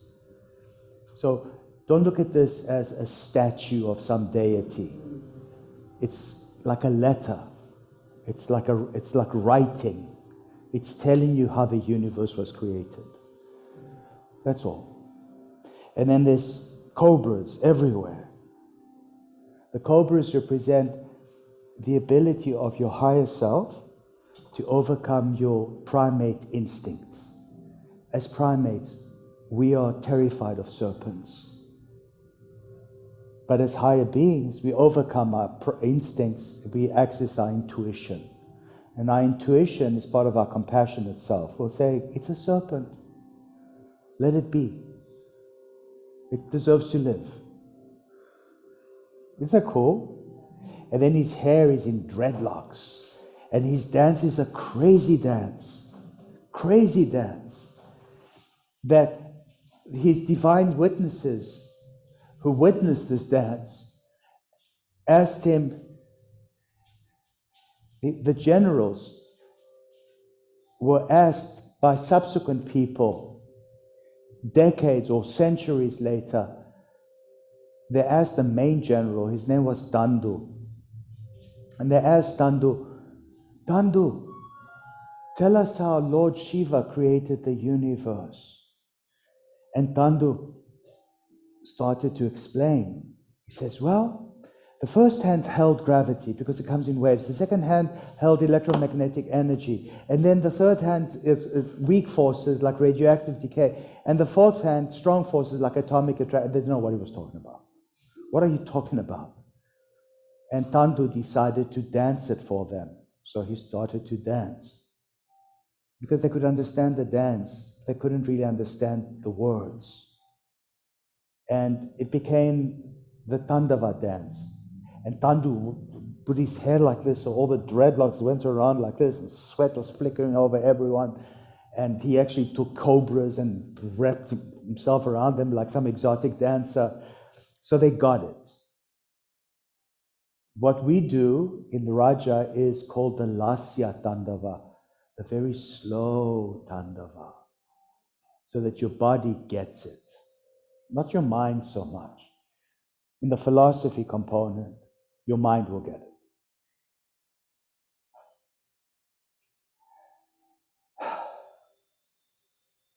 We begin in the beginning. That's the beginning. Revelations. That which has been heard, and smriti, that which has been remembered. I don't want to overwhelm you too much. This is just orientation. But I need you to read the book. And I need you to do swadhyaya. Swadhyaya is a very, very essential aspect of studying yoga.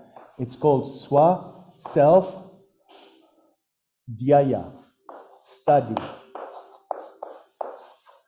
In other words, homework.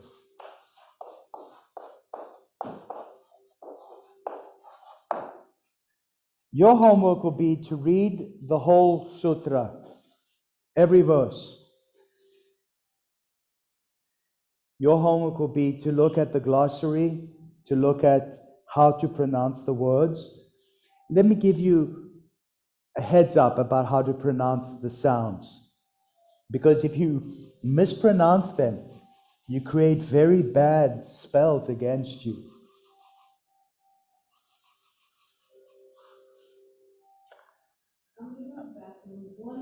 Okay.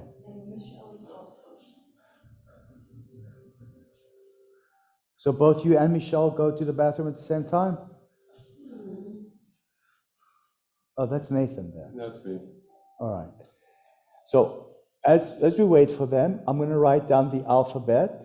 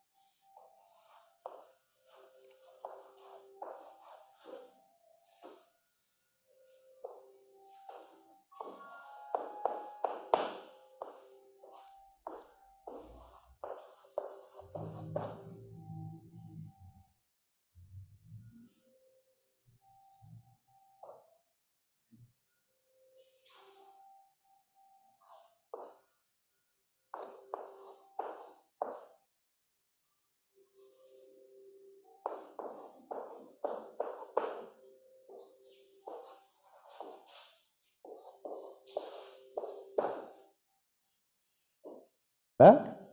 Okay, these are the most important things to do with vowels, or as well, and or, along. It always has a long diacritic at the top. So o as in orange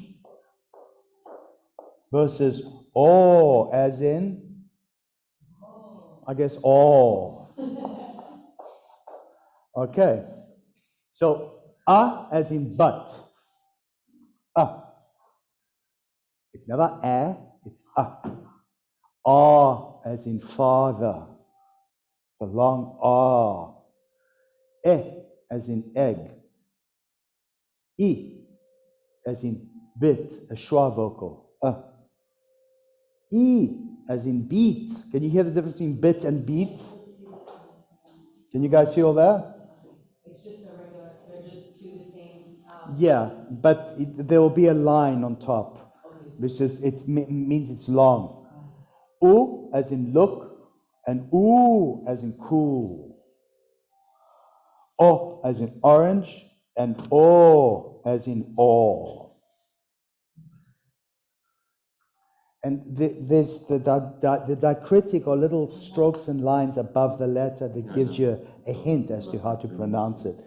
Don't be too concerned about this now. We are going to chant every word, and by the end of the training, you will be very, very proficient in Sanskrit pronunciation. And you didn't even have to go to university.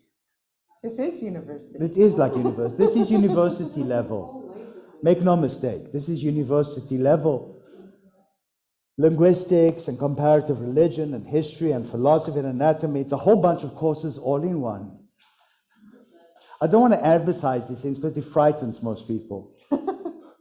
Then some of the vowels, how do we pronounce them? The one that is the most common mistake? Cha. Cha.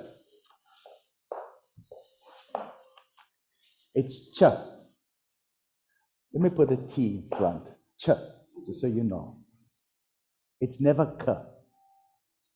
K is a K. Like in cat. Ch and k.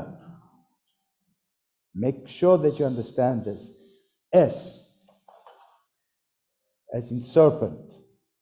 But S, that's an S. But S with a diacritic on top, sh. S with the thing at the bottom is also sh, but a softer one. I think this is the softer one. But to the English ear, or to the Western ear in general, it sounds the same, like sh. Then there's the retroflexive that come from Dravidian languages. R. It's like r. R. It's called erotic slur. And people say, I don't understand what you mean. How would a valley girl in Los Angeles go to the shopping center? How would she call it?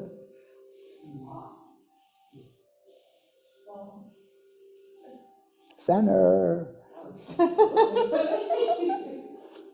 Center, bring your heart center. Namaste. Yeah, that sound that Valley Girls are so famous for is called erotic slur. It actually comes into American English from the Irish. It's not in all American English. In New York, they'll probably shoot you if you spoke like that. Alabama too. But it's mostly California and those places. Okay?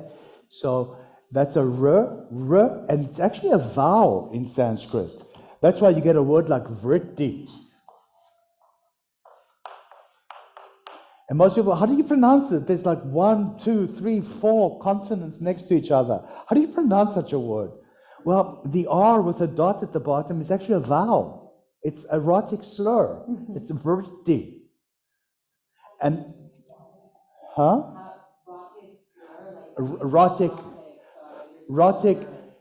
is from the Greek letter ro, And in English, it transliterates as rotic, rotic. There's another R, which is just like the Spanish R. It's trilled, r, like r. Okay?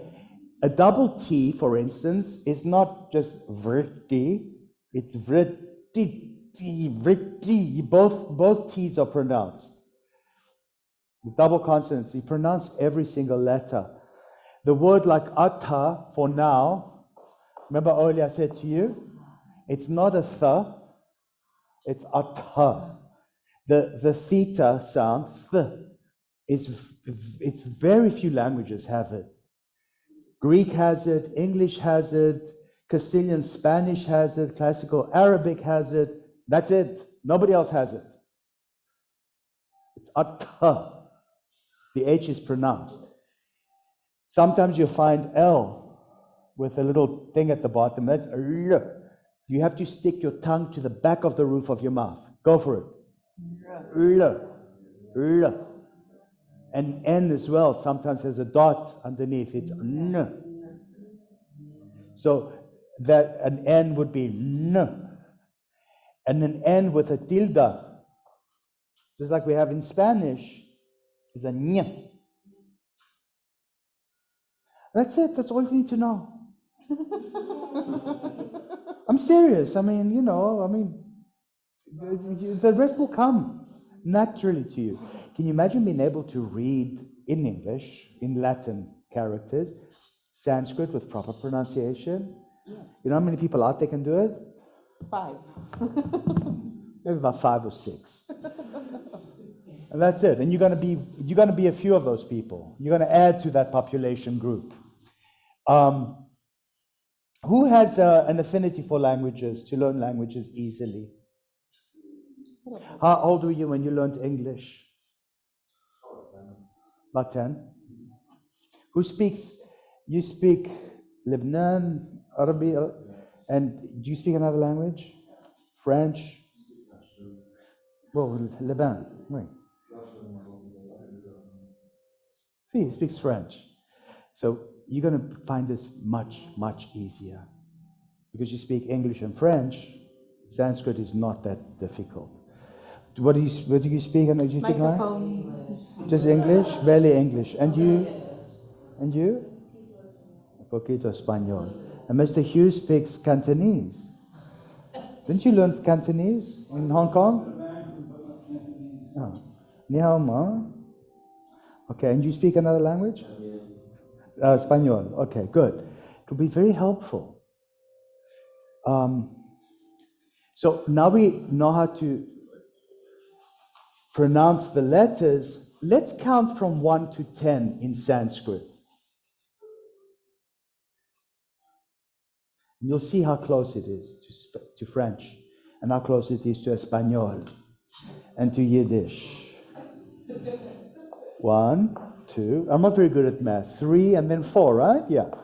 5, 6, 7, 8, 9, and the last one is 10. 1 is Eka.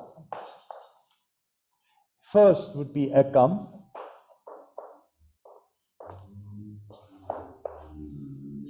2 is Dwo. Second would be Dwe. 3 is Tri. Third is Trini. 4 is Chatur, like in Cuatro. 5 is Panch. Now, there's a huge thing going on in the Sanskrit universe. I wrote Pancha. People in North India would say, no, you don't pronounce Pancha, it's Panch. You don't pronounce the last part of the phoneme. People in South India are like, you do pronounce it. In the North, they don't. I learned something about that. Microphone. I'm getting it. Thank you. What did you learn? Tell us. I learned, okay, so my dear friend, who you know, Michelle, She's the one who introduced me. She has a practitioner, an Ayurvedic practitioner, and she was talking a lot about Kali Yoga and all the things going on. And the way she talks, the way she speaks, this woman, her practitioner, says yog, Raj. Yeah, Raj, She yog. Yeah. Yog. And I was like, and I remembered you had taught us about this, and I said, I know why. And my friend said, why does she do that? And I explained to her why. She's from North India. Yes. Yeah. But they insist. They say, no, no, no, no, no. These are phonemes. You don't pronounce the phoneme. You sort of figure out how to pronounce the word based on the letters. So it's not pancha, it's panch. But then you go and chant from the Vedas. In the Vedas, which is musical, it's pancha, it's raja, it's yoga.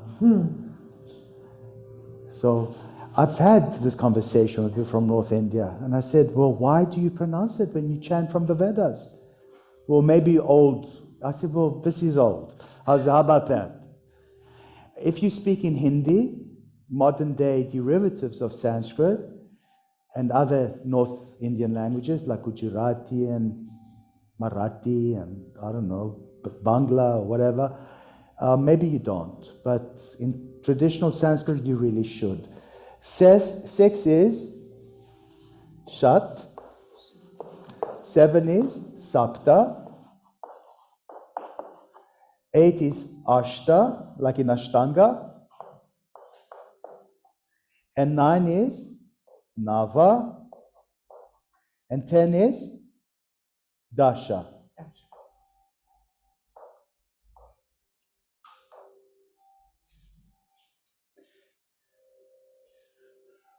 Dis-moi en français. 1, 2. Microphone. 9, 10. Does it sound the same? Does it sound close? En español? El primero? Microphone.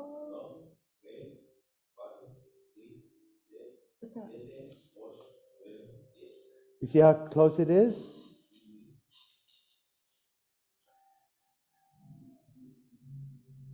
But if I were to say it in Turkish, which is a Turkic language, completely not related to Indo-European. You guys want to hear what it sounds like? Yes. 1, 2, 3, 4, 5, and so on and so on. Completely different sounds. And that's how you learn the language. You say, count from 1 to 10. And if you can understand some of how the terms, then you know there's relationships with another language. We know Turkish has some kind of very vague relationship with Mongolian and even with Korean and Japanese. Very vague. Also very vague connection with Hungarian. We know this because some of the sounds are not the same, but the same ideas called agglutination and vowel harmony happens. That's how we figure out what languages we belong to. Arabic, for instance, is Semitic, Afro-Asiatic. Close relative would be Aramaic, which they still speak in parts of Syria.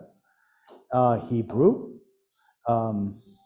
Coptic, Berber, like Tamazight, and also things like Somali and Ethiopian languages like Tigray and Tigrinya and Amharic and all that. You can see a very close connection in these languages. They are clearly of the same family. Indo-European languages would be Irish, English, German, Norwegian, all the way to Sanskrit and Hindi and Bengali. Would have thought, that they're close relatives, but they are. Bengali, Bangla. All right, so we counted from 1 to 10. And it's important because, all these sutras or verses are enumerated, so it's important that you understand how to count from 1 to 10. If you want to learn how to count from 1 to 100, go for it. Go Google it somewhere. It's not within the scope of this training. But it's important that you're familiarized and exposed to counting to 10 in Sanskrit. Now, how we transliterate Sanskrit into Latin script. As I told you earlier, it's as per the international accepted Sanskrit transliteration, which all the Sanskritists, every nerd in the universe, made his or her way to Athens in Greece in 1912. So it's from the Athens Conference, 1912. And there they all got together and they said, listen, we have to figure out a way to transliterate Sanskrit into Roman or Latin letters, but in a way that we all pronounce it the same way. Those who were English speakers said, transliterate it into English. What's wrong with English? Everybody speaks English. And the French were like, no, no, no. And the Germans were like, 999. And the Russians were like, niet, niet, niet. So, all right. So they all came up with an idea. Okay, can we all get along? We want to transliterate Sanskrit. For instance, Shiva. In English, you would write it like this, would we not? But in French, you would have to write it like this.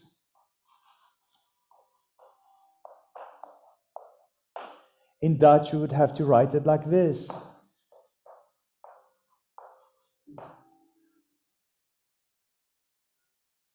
And they all say Shiva, but in different languages. In Polish, God knows how it's spelled. So they all decided, listen, we have to find a common way to transliterate. So that's where they came up. And Shiva is written like this.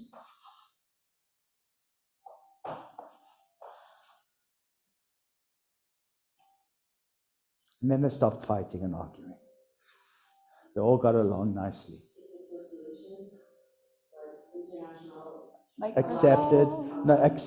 International accepted Sanskrit transliteration. As per the Athens Conference of Sanskritists in 1912. Who wants to Google this so we can read more about this? How's Michelle doing behind those computer screens? Oh, she's doing fantastic. Such a quick learner. Oh, she's smart, that one. Sharp, sharp, sharp. She even taught a Raja class and she doesn't even have certification yet. She did very well, apparently. It's going to be on the TV. It's going to be on the TV. Yeah. So turn around and look. Nope, that's not it. Don't look yet. Okay.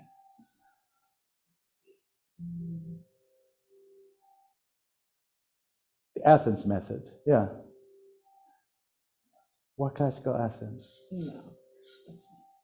Just put in internationally accepted Sanskrit transliteration. I know it's a lot of words, but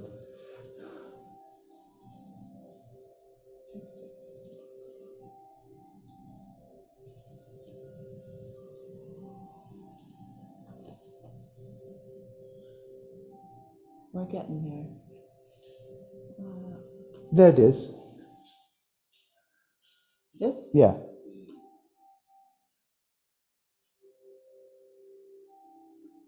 The International Alphabet of Sanskrit Transliteration, IAST, is a transliteration scheme that allows the lossless romanization of Indic scripts as employed by Sanskrit and related Indic languages. It is based on a scheme that emerged in the 19th century from suggestions by Charles Trevelyan, William Jones, Monnier Williams, and other scholars, and formalized by the Transliteration Committee of the Geneva Oriental Congress in September 1894. IAS makes it possible for the reader to read the Indic script unambiguously, exactly as it were in the original Indic script.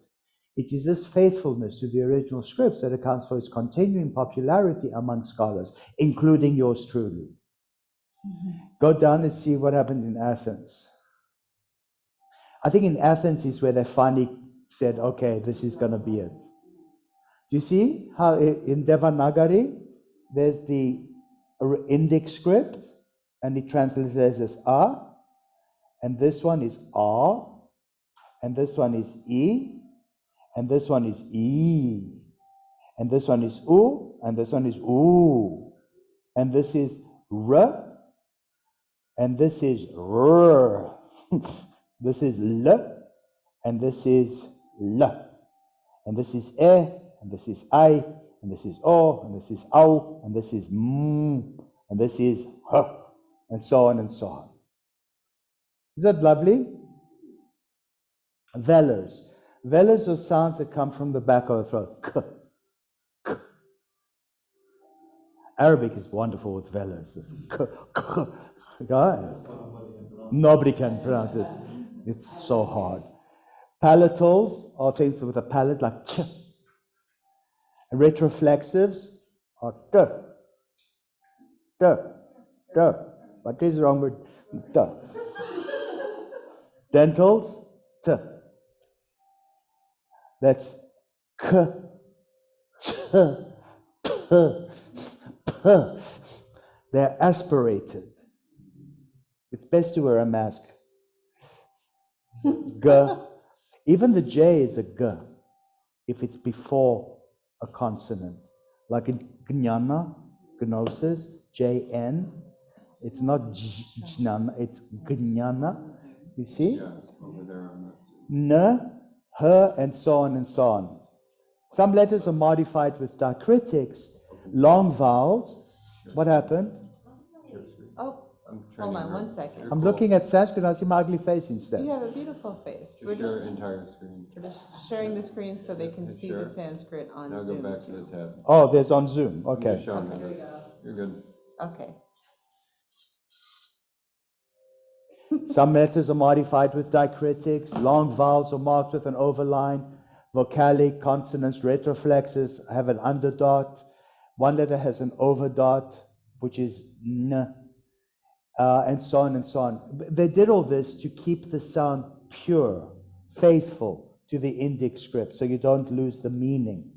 Oh, look at me, I'm thinking it's going to scroll up. It doesn't. Yeah, it does. I'm watching. Just the scroll.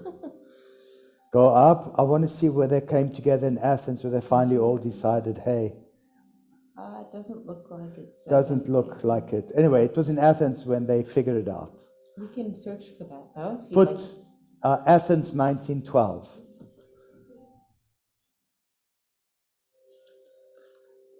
I asked.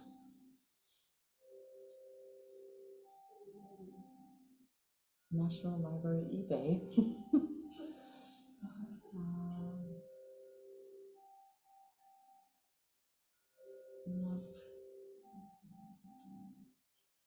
Anyway, I know it was in Athens. I believe I'll it. continue to try to find it here. We'll find it. Anyway,